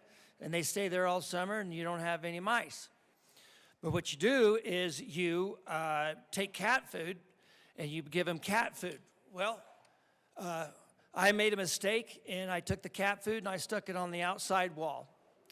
And so one night, I'm staying the night in my cabin, and which my daughter stays, and her friends stay in that cabin a lot of times. And I hear a roof, roof noise. And what had happened was a bear had dug, it's a dirt floor on the side room of the cabin, and a bear had dug underneath the wall of the cabin and got in that side room because they have a very good sense of smell, and it smelt that cat food. And it got in there, and it was eating that cat food. And so there's no windows going outside the front door of that cabin. There's one way in and one way out except for that side room. And once a bear breaks into your cabin one time, they never quit. They just keep coming and they keep coming. And so it's 3 o'clock in the morning. I'm sitting there in my underwear. I got a gun and I'm scared to death, but I got to walk out that door with a flashlight, holding it at the same time with that gun. And I got to protect myself and my cabin because I know that they're not going to stop. I opened up that door, afraid to death, ran out in the middle of the road, and I waited where the hole was, where I seen the hole. As soon as I seen that hole, I watched it for a while, and pretty soon I yelled, the bear stuck its head through the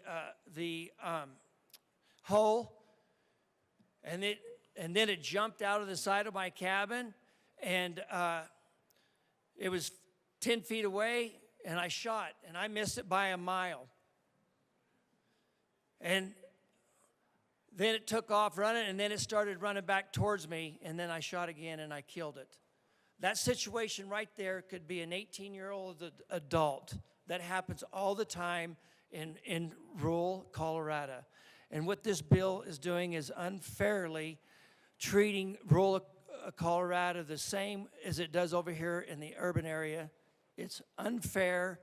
It's not right. We have different situations. We live differently, and we need to think accordingly when we pass these kind of bills that hurts our young adults, young adults. So this hits me hard.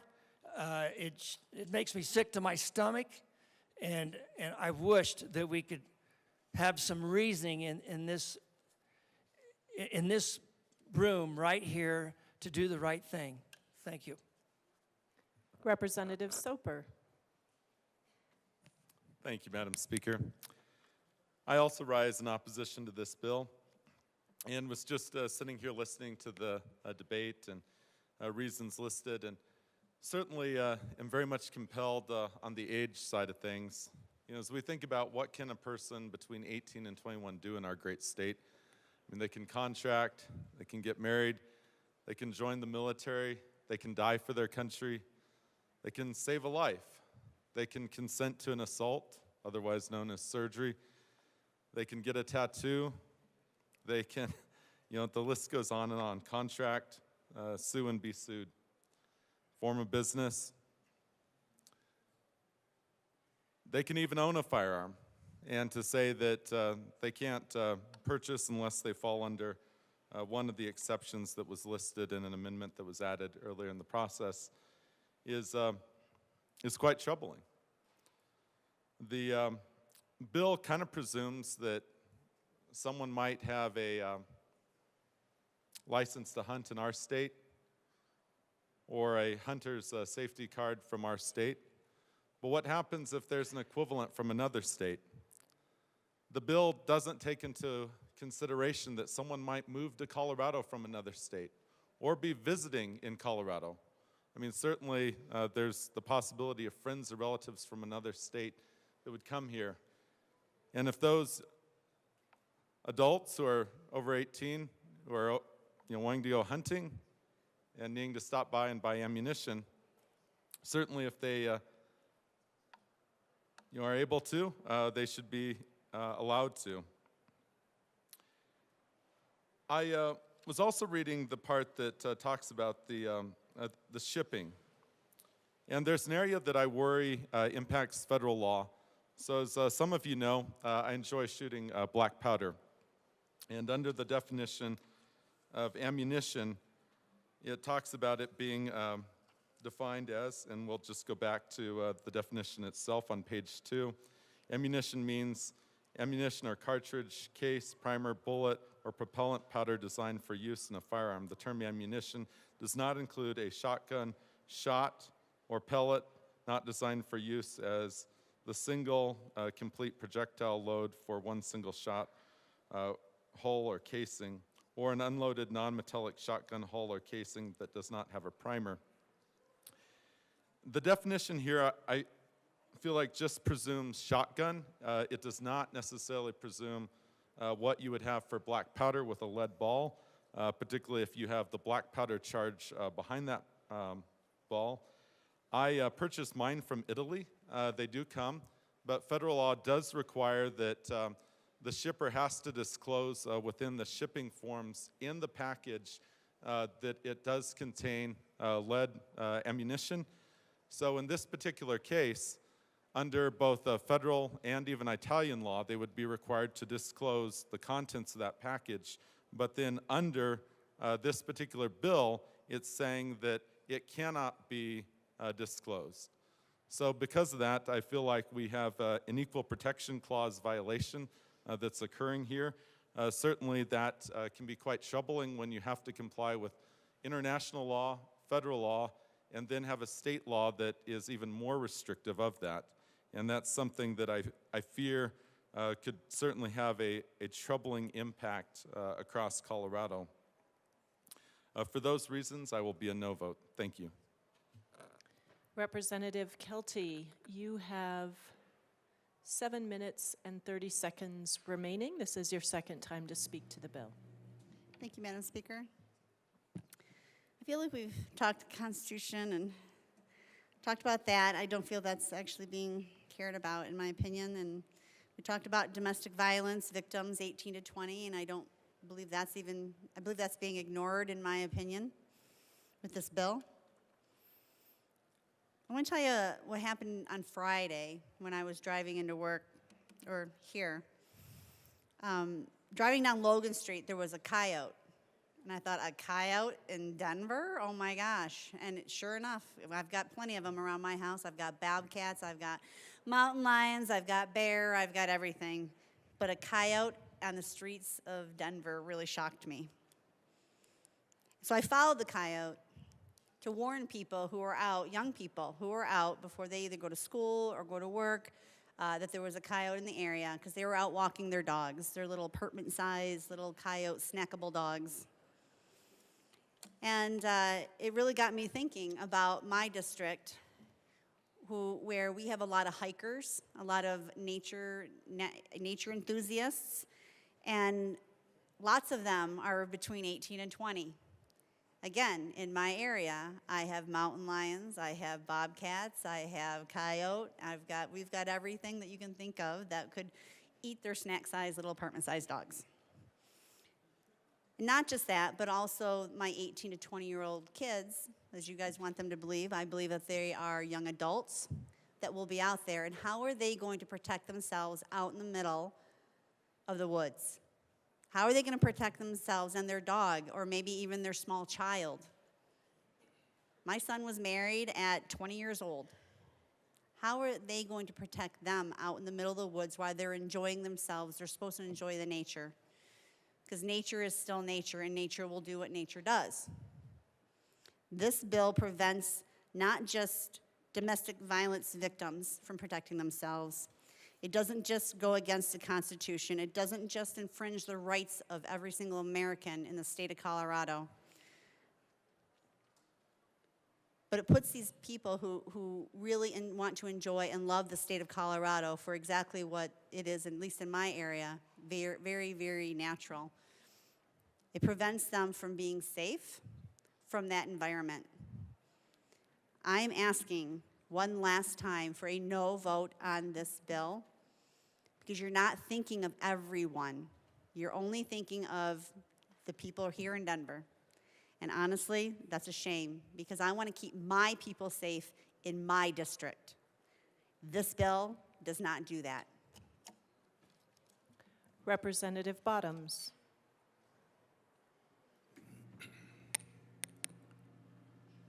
Thank you, Madam Speaker. We have two sides of the aisle here that do two similar things, but in two different contexts. On our side of the aisle, we know that we cannot get certain bills through because we don't have the number of votes. And so we do what's called messaging bills. We run a bill that tries to speak something and illuminate what the other side of the aisle thinks by how they vote. But we know we can't get the bill passed. This is interesting because this type of bill does both. It's going to be passed because we can't stop it, but it's also a messaging bill. We had a bill in committee last night, did the same thing. It basically says... Representative Bottoms to the bill before us, thank you. That basically says that we do not agree with the Second Amendment. We do not agree with the mentality of the Second Amendment, and we're going to do this through ammunition. We're going to do this through whatever, through gun infringements or whatever. The Second Amendment still says no infringement. This is an infringement.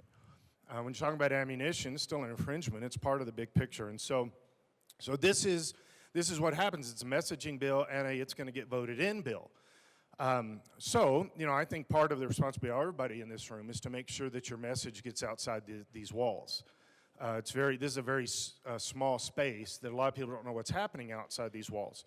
And so we have these kind of things that say, this is how I feel about ammunition, this is how I feel about guns and all this kind of stuff.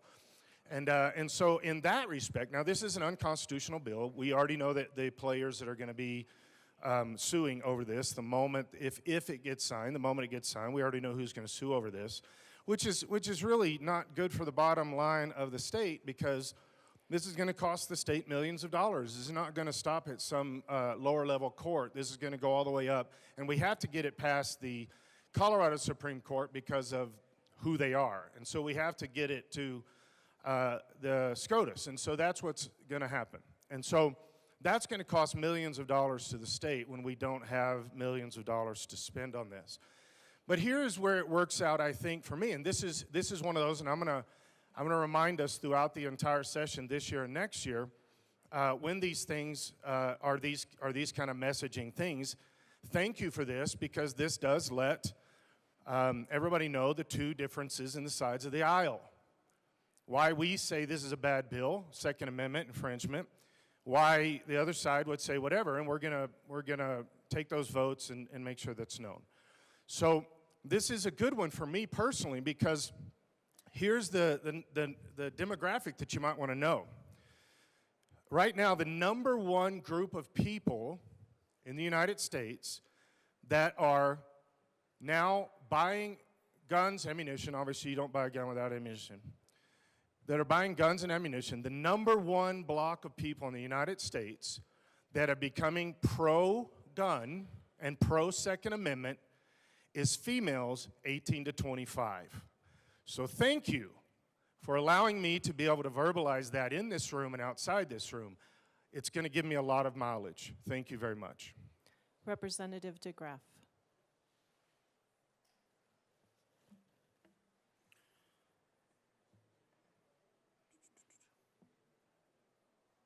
Thank you, Madam Speaker. All right, I appreciate the opportunity to speak in favor of our founding, of our Constitution, our glorious founding. Frederick Douglass referred to our Constitution. He referred to it as a glorious liberty document. He said, "I defy the presentation of a single pro-slavery clause in it." In fact, Douglass told a crowd gathered to hear his Independence Day address, interpreted it ought to be as it ought to be interpreted, the Constitution is a glorious liberty document. And what this does, what this bill does, is it undermines the foundation. Now, undermining is to mine under, to dig under for the purpose of collapse. It's really an act of war. That's what this bill does. The purpose of a bill like this is to collapse the foundation, the collapse of that glorious liberty document, to get at all the other amendments.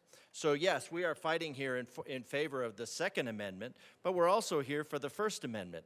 The safety clause would be one, the Fifth Amendment, the Second Amendment, of course, and then even the Fifth and 14th, probably the Sixth.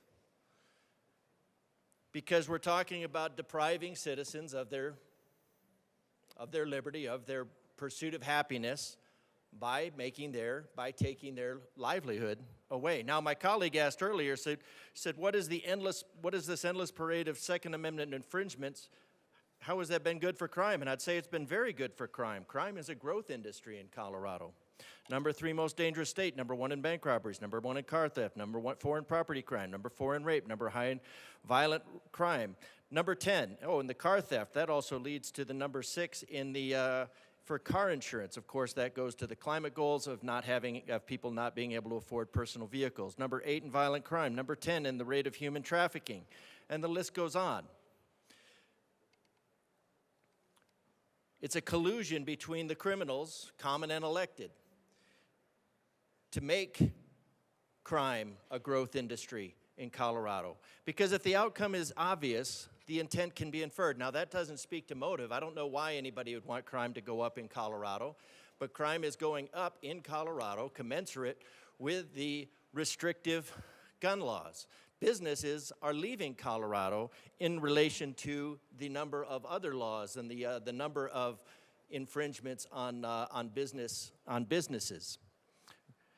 So today, with a bill coming before us like this, I think the eagle's head is hanging pretty low.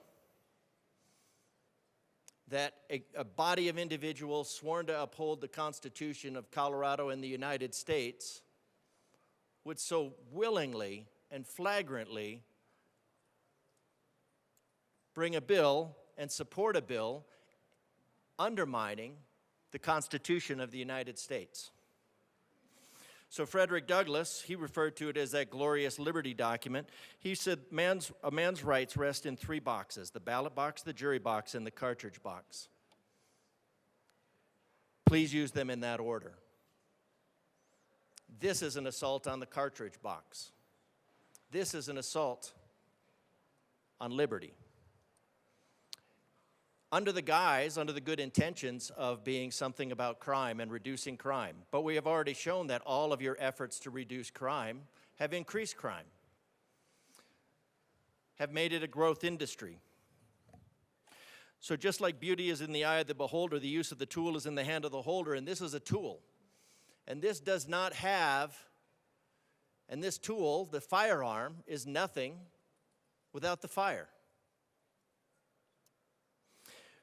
Because the reason that we have the cartridge box, as noted by Frederick Douglass, is because we have that Fifth Amendment, that whenever any form of government becomes destructive to these ends, which are preserving those creator-endowed self-evident rights, whereby the government is purposed with securing the rights of life, liberty, and the pursuit of happiness, it is the right of the people to alter and abolish it and form a government that does support the rights of life, liberty, and the pursuit of happiness. This bill is just more proof that there is no problem that the government can't make worse with a solution. You present a solution to decrease crime, you increase crime. Because you want to squeeze the human into some sort of totalitarian mold and make him into your own image. 1133 is a de facto gun registration. And who would you be registering with? Well, in order to buy ammunition, you present I'm sure you present some form of ID. I suppose you could present some, you could present a utility bill, perhaps. Any utility bill, because a utility bill is all you need to vote in Colorado, so a utility bill should be all that you need to present as an ID to purchase ammunition. Since the vote is certainly more important than buying of ammunition. So now, when this body says sometimes it actually says it's racist to ask for an ID, now this body is going to say you have to have an ID to buy ammunition, which would make that requirement racist, so now this bill is racist. So the Second Amendment, a well-regulated militia being necessary for the security of a free state, the right of the people to keep and bear arms shall not be infringed. This is an infringement. And by being an infringement, it is a violation of our Constitution. That automatically makes this law void. Now, of course, it's going to have to go through the legal process, and it's going to cost millions of dollars, but it still has to go. This bill deprives the right of self-defense to defend your life, liberty, and property against those who would deprive it without due process of law, whether those criminals are common or elected. We already talked about how this bill violates the First Amendment as well as undermines the Second and all the rest by putting a safety clause on it to tell the people of Colorado that you cannot petition your government for redress of grievances. So there's just so many violations of our founding document wrapped up in this paper. And supported by people who take an oath to support and defend the Constitution. I guess this body doesn't take an oath to support and defend the Constitution, but support the Constitution. That'd be the military members. So when military members sign up to undermine the Constitution as part of their oath to support and defend the Constitution, I'm really kind of wondering if they've ever read the Constitution. Businesses are being deprived of their livelihood, their pursuit of happiness. They're deprived without a trial. This bill undermines the very essence of our foundational liberty.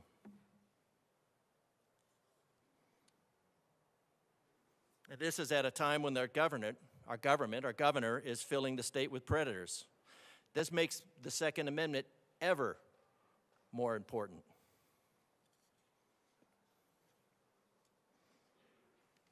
So again, I appreciate the opportunity to speak on behalf of our Constitution, of that glorious liberty document, and question why anybody would want to undermine it. That indeed makes the head of the eagle hang very, very low. Because it's applicable, I'll reiterate that any unarmed people are slaves or subject to slavery at any given moment. If the guns are taken out of the hands of the people and only the pigs have guns, then it's off to the concentration camps. And we've seen this. History is a warning from the future, and we have seen this over and over. 100 to 200 million people have been killed by their governments legally because the government first took their firearms. The gas chambers, or whatever the fascists in America come up with, one of the democratic rights of the United States, the Second Amendment to the Constitution, gives the people right. Representative DeGraff, you have 1 minute remaining. Thank you, Madam Speaker. Gives the people the right to bear arms. However, there is a greater right, the right of the human dignity that gives all men the right to defend themselves. So I'm asking you, honor your oath. I'm asking you to honor your oath, to support the Constitution, to not undermine our glorious liberty document for political grandstanding. And if you don't like the term fascist, don't do fascist stuff. Thank you. Representative Woog. Thank you, Madam Speaker. And I couldn't agree more with my colleague from El Paso County. We all did swear an oath. We are here to uphold this Constitution. We have been coming down here and calling out parts of the Constitution that this bill just simply doesn't work with. And there has been no debate, and that's a huge disservice in my mind to all of our constituents. I would love to hear from anyone who disagrees with us. I would love to hear from anyone on why we are wrong, why this does not meet our Constitution. So please come down. Let's make this good for everyone, the people listening. This is a healthy debate, and we've brought up very valid points, and I have not heard anything to the contrary. So I urge a no vote on House Bill 1133. Representative Luck. Thank you, Madam Speaker. To start out this debate, the bill sponsors pointed to the fact that bullets are the leading cause of death of youth. And in order to figure out, where that came from, I did a search. And in order to keep from being accused of picking only those sources that I would like or that would reinforce my own bias, I just used what the AI generator on my search engine came up with. It's interesting because that statement actually varies depending on the age. So that is a true statement if the age range of youth is 1 to 19. It is actually not a true statement if the age range is 0 to 19, 1 to 17, or especially if we start at conception and go further. The leading cause of death of 18-year-olds, again, according to just a general AI-generated response, is defined as unintentional injuries, vehicle crashes, drowning, suffocation. That constitutes 37.4% of 18-year-old deaths. Homicide follows at 21.8%, and suicide at 17%. For females ages 13 to 19, the number one cause of death is motor vehicle crashes. When you look at the top 3 means by which people in this age range commit suicide, you're looking at firearms, hanging and suffocation, and poisoning. And all 3 of those for women are basically equal, around 30%. And so I look at this bill and I say, if the reason for this bill, the stated purpose of this bill, is to minimize death amongst minors and youth, does that actually do this? And as prior colleagues have pointed out, I agree, the data doesn't support going to this measure in order to handle this stated statistical problem. You know, it reminds me of a quote that says that a person uses statistics as a drunken man uses lampposts for support rather than illumination. This doesn't actually illuminate the conversation in any real way, which has kind of been my struggle in this space for the 5 years that I've been in this building. In my first year, there were a number of bills that were put forth related to firearms that were conveyed to me as the solution. If we just fix this thing, we'll be good to go. And then that narrative over the last few years has changed to, well, this isn't a cure-all, it's just one additional component in part. And when you start to put together all those different components and parts, you realize, when will this ever end? A lot of those other bills, similarly, had very shallow reasoning for them, very shallow reasoning to infringe upon an unalienable foundational right. And many of my constituents say, why does the legislature continue to go after this? What is the purpose? What are they really trying to accomplish? A couple of years ago, I learned from a member of the majority that there was a goal. And this brought final illumination for me. The goal was to eliminate all firearms from Colorado by 2028. That was the stated goal. That was the objective. Now, that may have only been that set of members' views, but man, that brought a lot of illumination to the conversation.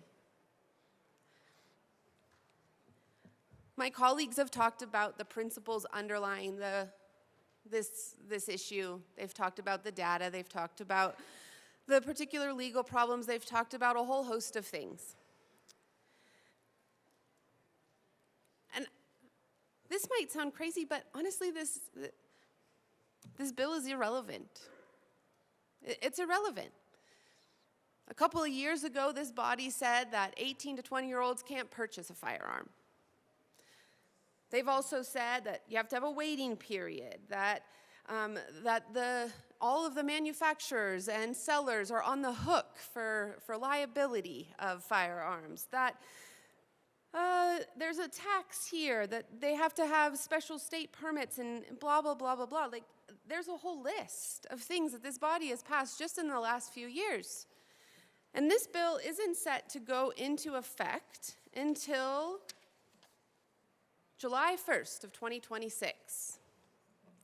I dare say that if Senate Bill 3 from this year passes, there won't really be a firearms industry in Colorado by then anyways. The 18 to 20-year-olds won't have access to a weapon to put the ammunition in. Because essentially this body, over the last 5 years, has eliminated the Second Amendment, has eliminated the Colorado Constitution section, I believe it's Article 1, Section 13. Don't quote me on that, but somewhere in that vicinity. We've eradicated it. This state has said to the world, with the compilation of all of these bills, we don't actually believe anymore in the right of people to defend themselves, others, and their property. We don't believe in it. We don't actually agree that these unalienable rights exist and are worthy of protection in this state. Now, I recognize that those folks who inform me about this objective of eliminating all firearms by the end of this decade desire to do so because they view it as creating a utopia. Won't it be wonderful to live in a place where there's no violence? And if we just got rid of firearms, there would be no suffering. Ah, it's wonderful. Now, for the record, I do believe that everyone in this room desires there to be no violence, right? Full stop. It's a question of how do we get there. Let me tell you, regulating tools that can be used for self-defense and self-preservation is not the way we get there. And your citizens, your constituents may be clamoring, do something, do something. But it's our task here to do the right thing, not just something. And regulating these tools belies the history, belies the nature of man and his heart. As proven by the first murder recorded, it was accomplished by a rock. Those jurisdictions that have eliminated guns have now seen a rise in the use of knives and machetes. Those people in New Orleans, the start of this year, they didn't die by a gun.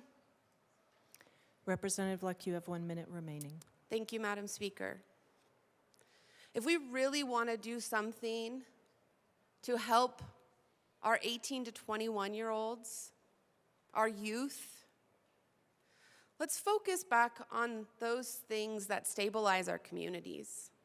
Let's advance policies that ensure that a mother and a father are able to raise their kids, that provide that sort of stability.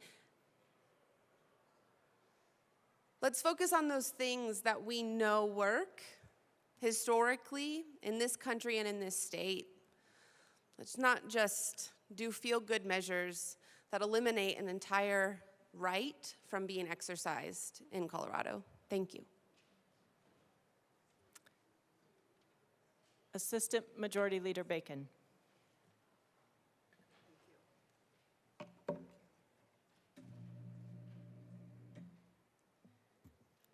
Thank you, Madam Speaker. And thank you to all of our colleagues today. Thank you to our colleagues here to the right for letting me speak here a little bit. I also want to thank the sponsors for bringing this bill, and I particularly want to thank them for their grace for allowing me to speak today. You know, I wanted to address two major things. We have babies coming in today. And I was listening to our colleague from, is it Otero, Penrose, all of the places, for just speaking as well and talking about the lamppost. I really appreciated that note, because there are some things that I just want to put out there, and I came down to speak on behalf of those who will support this bill. And quite frankly, I came down to speak to talk a little bit about the assertions that have been made, to maybe offer some other ways to think. So never mind the fact that I sit in judiciary, our own departments of public safety have come to us and say crime is down. Since I have been here in the legislature, we have created over 40 new crimes. We have put $500 million into law enforcement in the last 4 years. And also, Denver is not a war zone, on behalf of my district and all of those in Denver. In fact, Denverites have been taking on the brunt and the bearing of being a capital city. Where other places in the state would not provide resources, we do it here, and we all do it without complaining because we care about people from across the state. But to be clear, Denverites have also asked for other solutions to these problems that, quite frankly, do not get the same audience. The other part is, never mind that those who are in law enforcement and in the military are vetted by way of their training on how to use a weapon. Never mind that investing in upstream investments to produce better outcomes for kids are vastly less expensive, so never mind those things. But those are also facts. But what I really want to talk about first, as a little bit of a digression, As a woman, and quite frankly, as a black woman, and I've said this in committee, I am more statistically likely to be a victim of any crime in this state, and yet I do not appreciate being talked about as a permanent weaker class. Stop talking about me as trapped in oppression, that I need a gun and that I need to be afraid all the time. What I would like to hear is maybe we talk to our sons about not being rapists before you talk to me about being a permanent victim. Maybe we can do that in here, because when we try to bring those bills, when we try to support Prop KK, when we try to do these things, we get no's. And so when we have the opportunity, I ask for that we get all of this kind of debate and that we sit together to figure out how to prevent crime. But when I hear about this is a tool, this is what I want to say. The next time law enforcement or the military asks for more funds, for more guns, I'm going to tell them it's not the tool that kills people, it's people who kill people. Please go to war with a bow and arrow and a rock. And you know what they're going to say to me? They're going to talk about how guns and tanks are more efficient as weapons. There is a reason why we don't fight wars with bows and arrows anymore. We fight them with guns because of how efficient they are at their purpose. And yes, we are talking about the tool because of how efficient it is at its purpose. That is what we're bringing forward today. And if we're going to talk about life, liberty, and the pursuit of happiness, we want to talk about the ability to save our lives, because when some of us go to a movie theater, when some of us go to church, or when some of us go to a grocery store, we feel like we are at war. Because people walk into those places with efficient machines. They are more efficient than a knife or a machete. And so what we want is a chance to survive. We want our kids to have a chance to survive a suicide attempt. Don't our lives also matter in the pursuit? And the solution is not to turn a grocery store, a movie theater, a church into an OK corral by just arming each other and calling it a force leveler. We too want to level the force by bringing it down. That is why we are bringing these bills forward. And so on behalf of the rest of us, to be clear, we have not banned guns. To be clear, families will still own guns to be able to support what they need to on the plains or at farms and so forth. But to be clear, on behalf of those of us who do not live in the rural side, we also have an interest in keeping our kids, our neighbors, and all of us alive when we just want to get groceries or go to a prayer group. So I do believe this is a force leveler, and it is about the tool because of how efficient it is. And if you don't believe that, I don't want to hear about any more spending on weapons for law enforcement and the military. And so at the end of the day, on behalf of this black woman Denverite, I will not accept that I am a permanent weaker class. I do want to see force leveled out. I don't want us all to start buying guns just to shoot back because we didn't do something otherwise. And I will play a part in talking about domestic violence, and I hope you all support the bills when we want to invest in that. So as of this moment, I'm a yes on this bill, and I will continue to be. And those of us who support it, we have people and lives that we are protecting too. And that is okay to lean into. Thank you. Representative Luck, this is your second time to speak to the bill. You have 13 seconds remaining. Thank you, Madam Speaker. Just a quick retort. One of my family members survived his gunshot suicide attempt. The other, who set himself on fire, did not. Thank you. Representative Armagost, this is your second time to speak to the bill. You have 3 minutes and 16 seconds remaining. Thank you, Madam Speaker. I think it's just fair to take another opportunity to talk about the fact that there are different districts being represented in here. There are different walks of life being represented in here. And those that we hear from in committee that testify on both sides of this bill and every other bill. And the fact that I don't think anyone that has been a victim of anything has ever blamed anyone.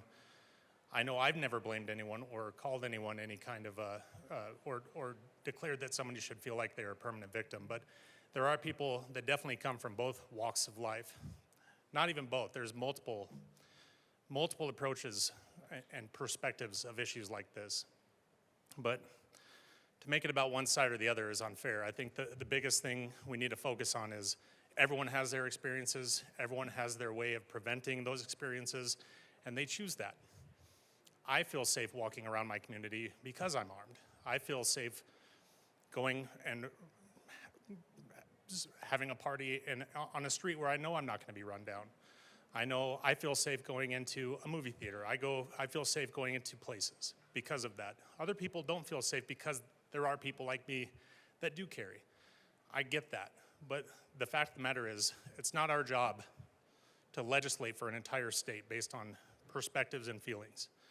Those feelings don't create laws that affect people on the whole in a negative way, whether they use those rights and those privileges or not. I think it's one thing that we need to realize, that there are people that, should they need the opportunity, should they need the reason to exercise their rights, it should not be further reprimanded by our state and by our legislature. So again, I will be a no, and I encourage you to be a no on this bill as well. Representative Woog, this is your second time to speak. You have, It's okay. forgive me, 9 minutes and 17 seconds remaining. Thank you, Madam Speaker. I'll do much better. As we said, this bill is unconstitutional. Despite, hearing a bunch of emotions, it's unconstitutional. Therefore, we need to vote no on this. I urge a no vote. Assistant Minority Leader Winter. Thank you, Madam Speaker, and good morning, colleagues. We've heard a lot this morning. And first and foremost, as we talk about the Second Amendment, I want to level set. Is it great to be able to protect yourself based upon the Second Amendment? Yeah, that's one of the great trickle-down factors of this amendment. But before I get into what I want to talk about, there's only one reason the Second Amendment was written, and that was to keep a free nation and to keep government in check. And I think that that's lost in this building. 110% lost in this building. Whether you like to hear it that way or not, the truth is the truth. And the young men and women that founded this country, they put that in there for a reason. So as I speak about what I want to speak, I just want to get that on the record, that I think sometimes we lose the spirit of what the Second Amendment actually is about. We talk about different experiences and lived experiences in this building all the time. And we've heard both sides of the coin on this. But at the end of the day, this is an attack on rural Colorado and heritage and Western way of life. This is another mile added in the rural-urban divide. The use of firearms is woven into the fabric of our story. It's part of our Western heritage. It's a rite of passage, and that may be hard for some of you to understand, but I know you've all seen the Christmas story, right? You're going to put your eye out with that thing. I mean, he tied so much to being able to get that BB gun. We live in different parts of the state. Most of you in here, I'm sure you've seen Friday Night Lights. Well, that's what the majority of my communities are. There's two gathering places in my community. There's the church, and there's the sporting event. And by living in different parts of the state, we have different activities for our children to participate in. I would tend to think about any inner city legislator would think it just they would never in the back of their mind say, oh, well, it's a Saturday afternoon. We're as a family going to go out and shoot. Or oh, it's a Saturday afternoon. You know, we're going to get up at 4 in the morning and sit in the duck blind and go hunting.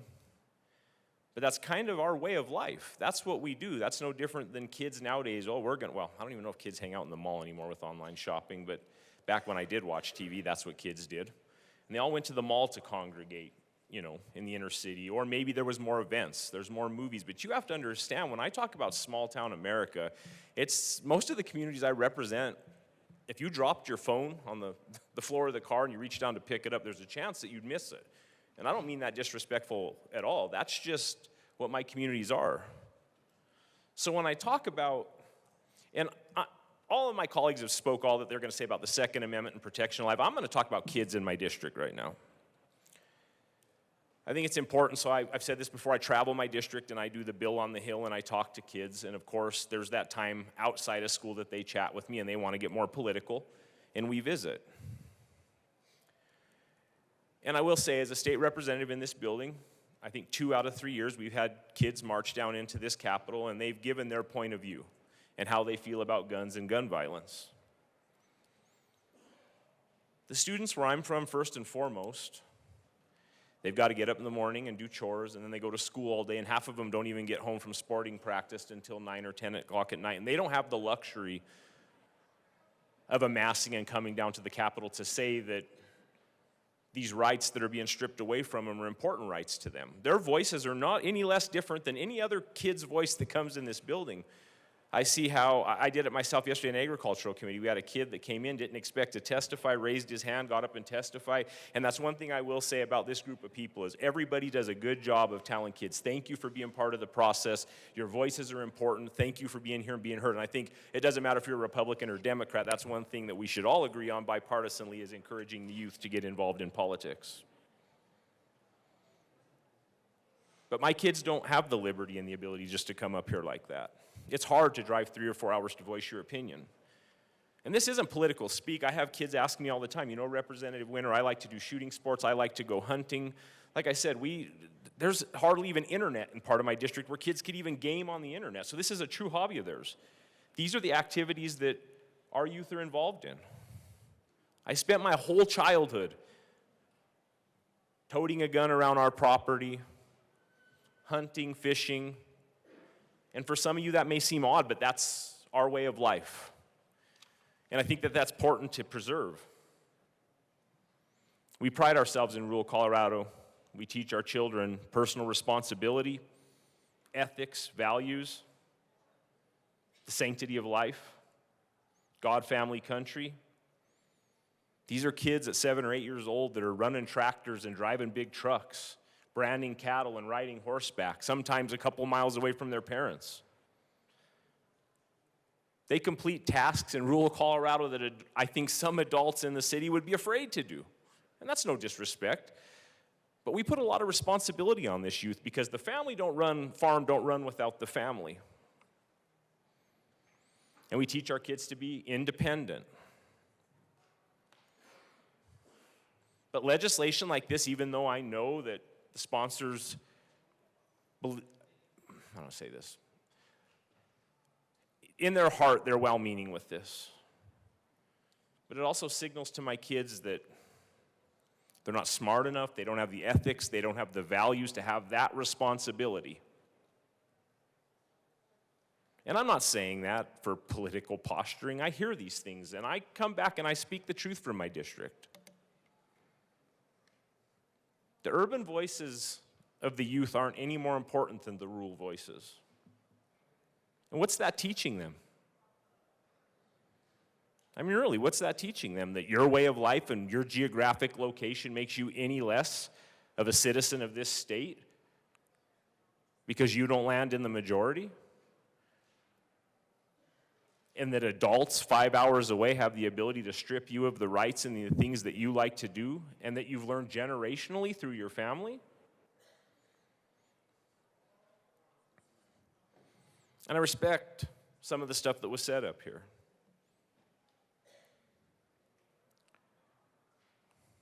And I understand that there's fears. But that goes back to I think I started saying this last year. You do you and let us do us. If you have reasons that you need to pass this legislation, then pass it for your constituents. If your constituents are calling for something like this, you own the building, pass it. And I know that we debated like crazy Friday. It was a good-spirited debate, and when I ran the amendment to exclude our House districts, I know it was kind of perceived as a joke, but it wasn't perceived as a joke. Not to me. I mean, don't get me wrong, it was fun that we all got to get up and debate it, and it added some levity to the room because we know sometimes you can cut the tension with a knife in this building. But in all reality, there's some truth to that.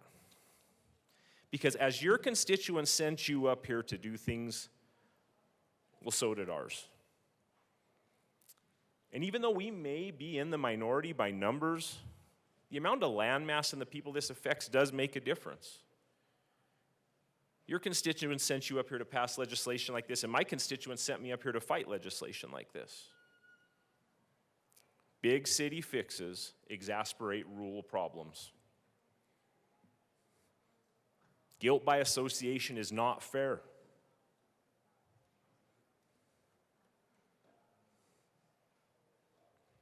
We talk about lived experiences in this bill all the time. We talk about culture. And I do my best to uphold all of that.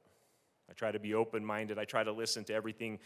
Actually being in this building's done me a lot of good personally because it's brought me to the city to open mind up and listen to all different points of view. And I'm grateful for that.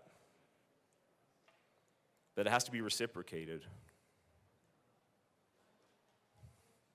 I know you all listen to me. All I ask you is to hear me. Because at the end of the day, this does affect my constituents, and at the end of the day, it does affect my youth. And I know we're all going to push the button, and it's going to fall where it's going to fall.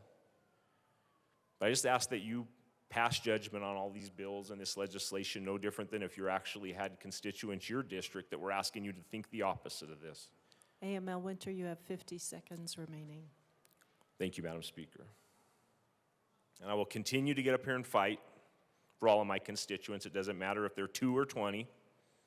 And I will tell you right now that this does affect my constituents. And believe it or not, a lot of these activities that my youth are involved in keeps them out of trouble. It's a hobby. So I'd ask you to at least consider that when you think about voting on legislation like this. Because it does affect people outside the Gold Dome, and it does affect people outside the bubble. And I'd feel remiss if I didn't come stand for the youth of my district. So I ask you for a no vote. Thank you. Minority Leader Puglisi. Thank you, Madam Speaker, and thank you for the vigorous debate. Someone had said that I might not be able to articulate my closing quite as in the way that some others might, and I think that's valid, so I'm going to keep my closing short. I appreciate all of the words of my caucus and all of the work that you've done to bring the voices of your constituents to the table. I also want to acknowledge the work of the Majority Leader and the bill sponsor from Jefferson County for coming to us with amendments and trying to work through some of these issues while obviously we can't get there.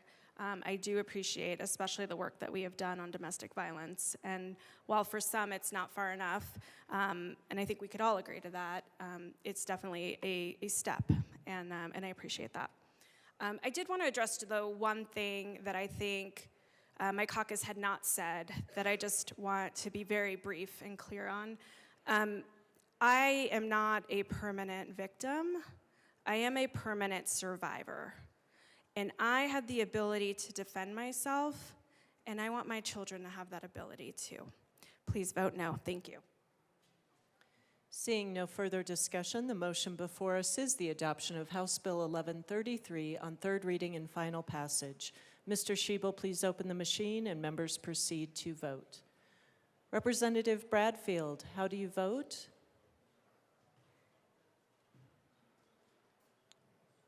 No. Representative Bradfield votes no.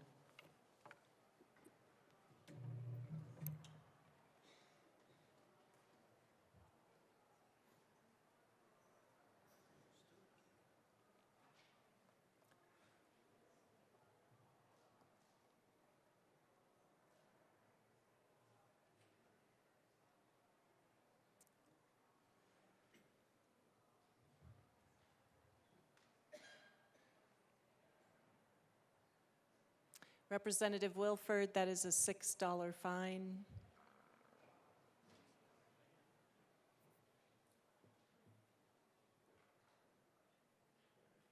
Please close the machine.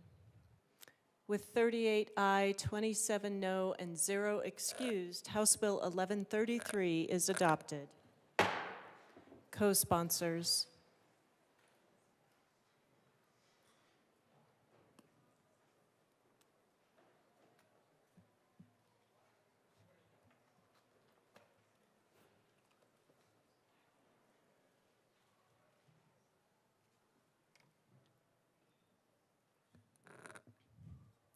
Please close the machine.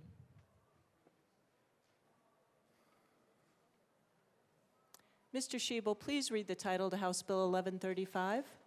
House Bill 1135 by Representatives Lukens and Bradfield, also Senators Marchman and Frizzell, concerning requiring the adoption of a policy regarding student communication devices in schools. Madam Majority Leader. Madam Speaker, I move House Bill 1135 on third reading and final passage. Representative DeGraff.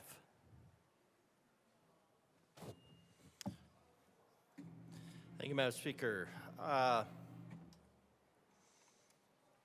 It's kind of weird, this bill, that it is making a law to do something voluntarily.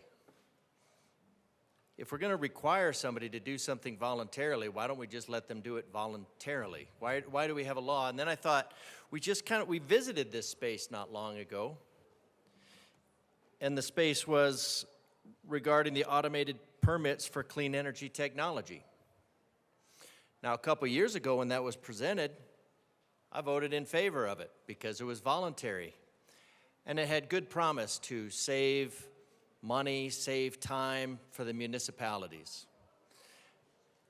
And it was voluntary. And so I thought that was pretty good. Voluntary, allow them a way to take care of this permitting process. Then just a couple weeks ago, we found out that the localities were not using this permitting process. Strangely, because this voluntary process was supposed to save them time, save them money, cut red tape, make their job easier. I mean, just all around easier, that there was absolutely surefire way to make their lives easier. And yet, they didn't use it. And the money that they were given to do this in order to save themselves time and money was not being spent.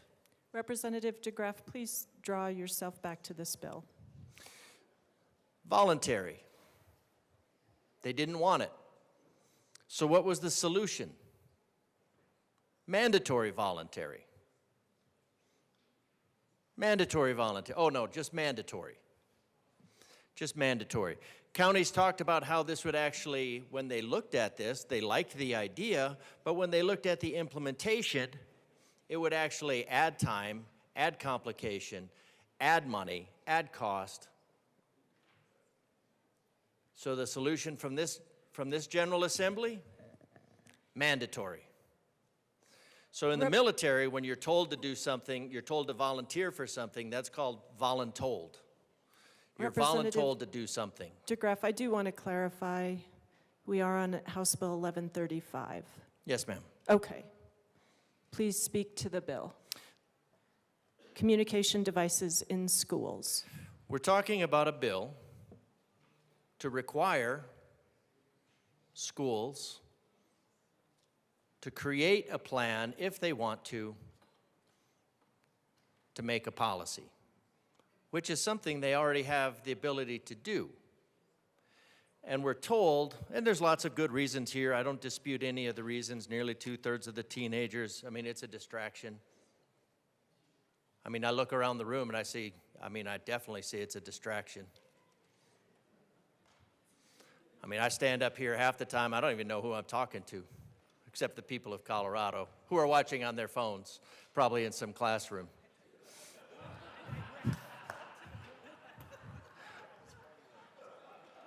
But I digress. No. I would like to wind this, Madam Speaker, I would like to wind this back and get to the bill.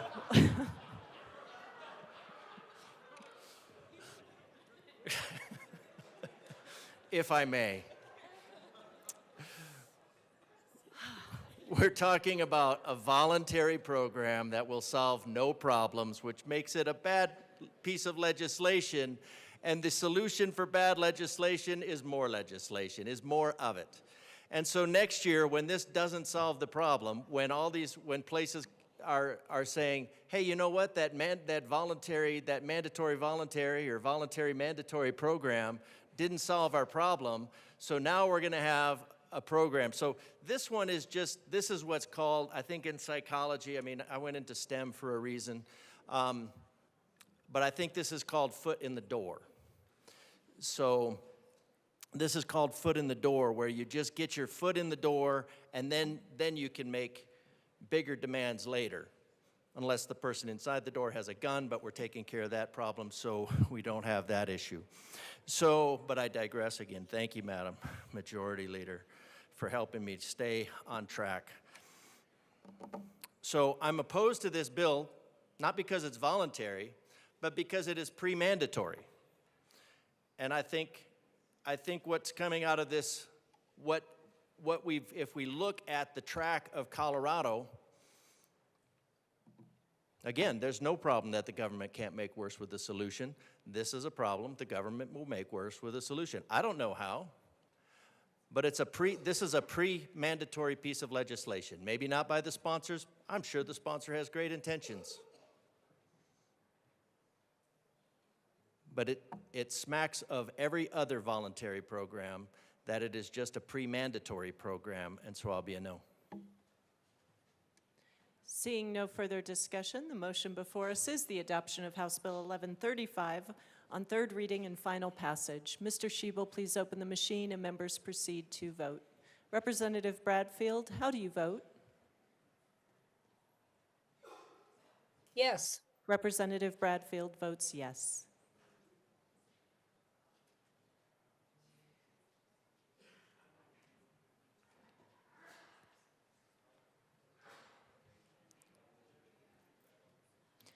Please close the machine. With 49 ayes, 16 no, and 0 excused, House Bill 1135 is adopted. Co-sponsors.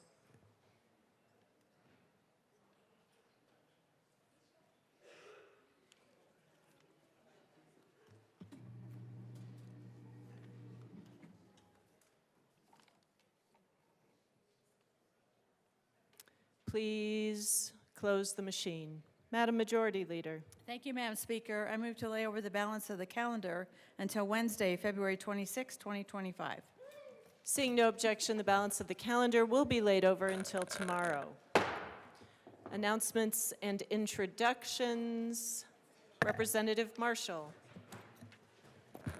Thank you, Madam Speaker. So I was trying to get these announcements out last week too so you could be on notice, but today we have an international rock star in the space community. Dr. Zubrin's coming to talk to the Nuclear Caucus. He's the founder of the Mars Society. He's a PhD in nuclear engineering. He wrote The Case for Mars, which basically is the inspiration for SpaceX. He's also just written The Case for Nukes. If you're a guitarist, you know who Rory Gallagher is, and if you're a physicist, you know who Buckminster Fuller is. If you're anything in the space community, you will know who Robert Zubrin is. So even if you disagree, he's a great person to come to listen to. So thanks. 12 o'clock, SSB Cafeteria.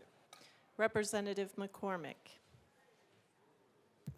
Thank you, Madam Speaker. Sign-up sheet was gone by the time I wanted to sign up. Tomorrow is an Ag Council meeting where we will be hearing from Robert Sakata, who is the Colorado Department of Agriculture's Ag Water Policy Advisor. He's a really great guy.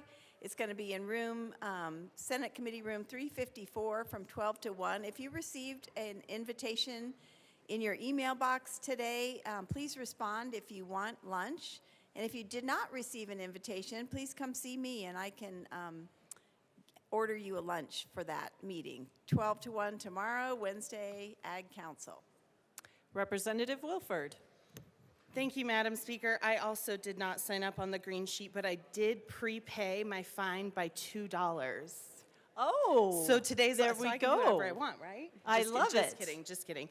Members, I wanted to make sure that you all knew that you were invited to join the Alzheimer's Association of Colorado and AARP as they present a look into the scope of Alzheimer's and related dementias across Colorado, and in particular, how it impacts diverse communities across our state. They're hosting a lunch tomorrow, February 26th, from 12 to 1 over at the First Baptist Church, and I hope you can join. Thank you. Thank you. Representative Mabry. Thank you, Madam Speaker. Judiciary Committee members, we will be meeting in 15 minutes upon adjournment. We're going to hear House Bills 1023, 1239, and 1141 in that order. On the calendar, 1141 is ahead of 1239, but we're going to flip those. See you in about 15 minutes upon adjournment. Thank you. Representative Phillips. Thank you, Madam Speaker. I did sign up for announcements, and I have two. First, I've been approved by the Majority Leader to be excused during announcements and introductions on Thursday. And First Bank joins us today in the chamber. First Bank was chartered here in Colorado on February 28, 1963. They have over 100 branches in Colorado, Arizona, and California. Please join me in welcoming First Bank to the Capitol today.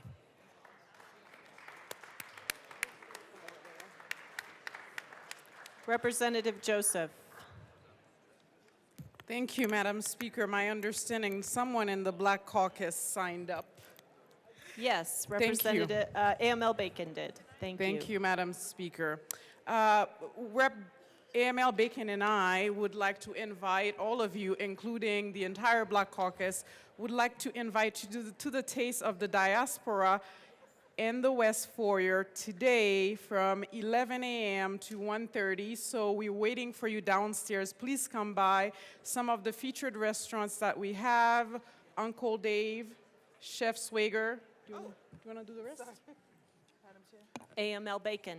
Yes, thank you, members. Again, on your desk, even if you've got another fun place to go, please stop by on your way to it. Downstairs, we have food for you to pick up and to check out some restaurants that are Black-owned and run. We want to let you know there's barbecue from Uncle Dave's Barbecue, soul food, we have the African Grill, and the Jerk Pick Smokehouse from the Caribbean, and that vegan dude. So for any of you that are vegans, please go downstairs as well on behalf of the diaspora. We do want to thank the Restaurant Association, the Beverage Association, and Cisco for sponsoring events. So if you have a fun noon meeting, please go downstairs.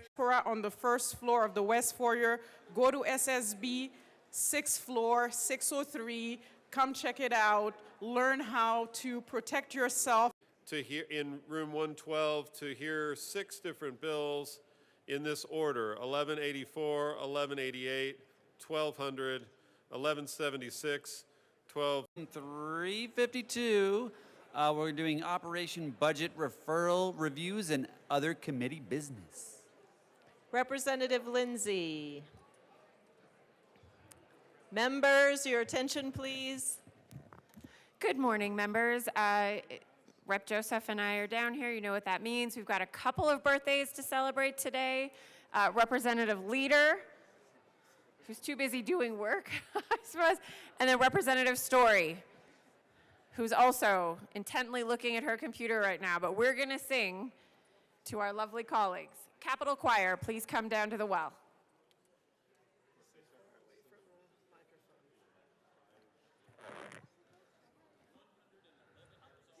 All right. Representative Story.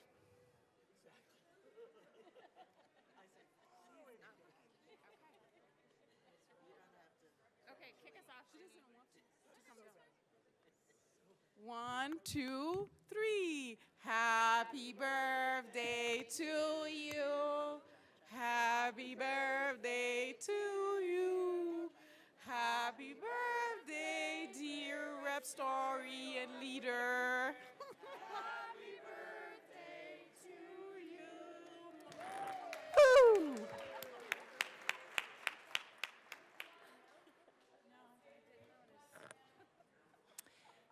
Members, we have some business and then we are going to be closing the desk. You are free to leave. Mr. Schiebel, reports of committees of reference. Committee on Agriculture, Water, and Natural Resources. After consideration on the merits, the committee recommends the following: House Bill 1163 be referred favorably to the Committee on Appropriations. Committee on Finance. After consideration on the merits, the committee recommends the following: House Bill 1001 be amended as followed, and also amended be referred to the Committee on Appropriations with favorable recommendation. House Bills 1111, 1139, 1150, 1156, and HCR 1001 be postponed indefinitely. Committee on State, Civic, Military, and Veterans Affairs. After consideration on the merits, the committee recommends the following: House Bill 1238 be referred to the Committee of the Whole with favorable recommendation, and House Bills 1089, 1164, and 1238 be postponed indefinitely. Message from the Senate. Madam Speaker, the Message from the Senate will be printed in the journal. Message from the reviser. We herewith transmit. Message from the reviser will be printed in the journal. Madam Majority Leader.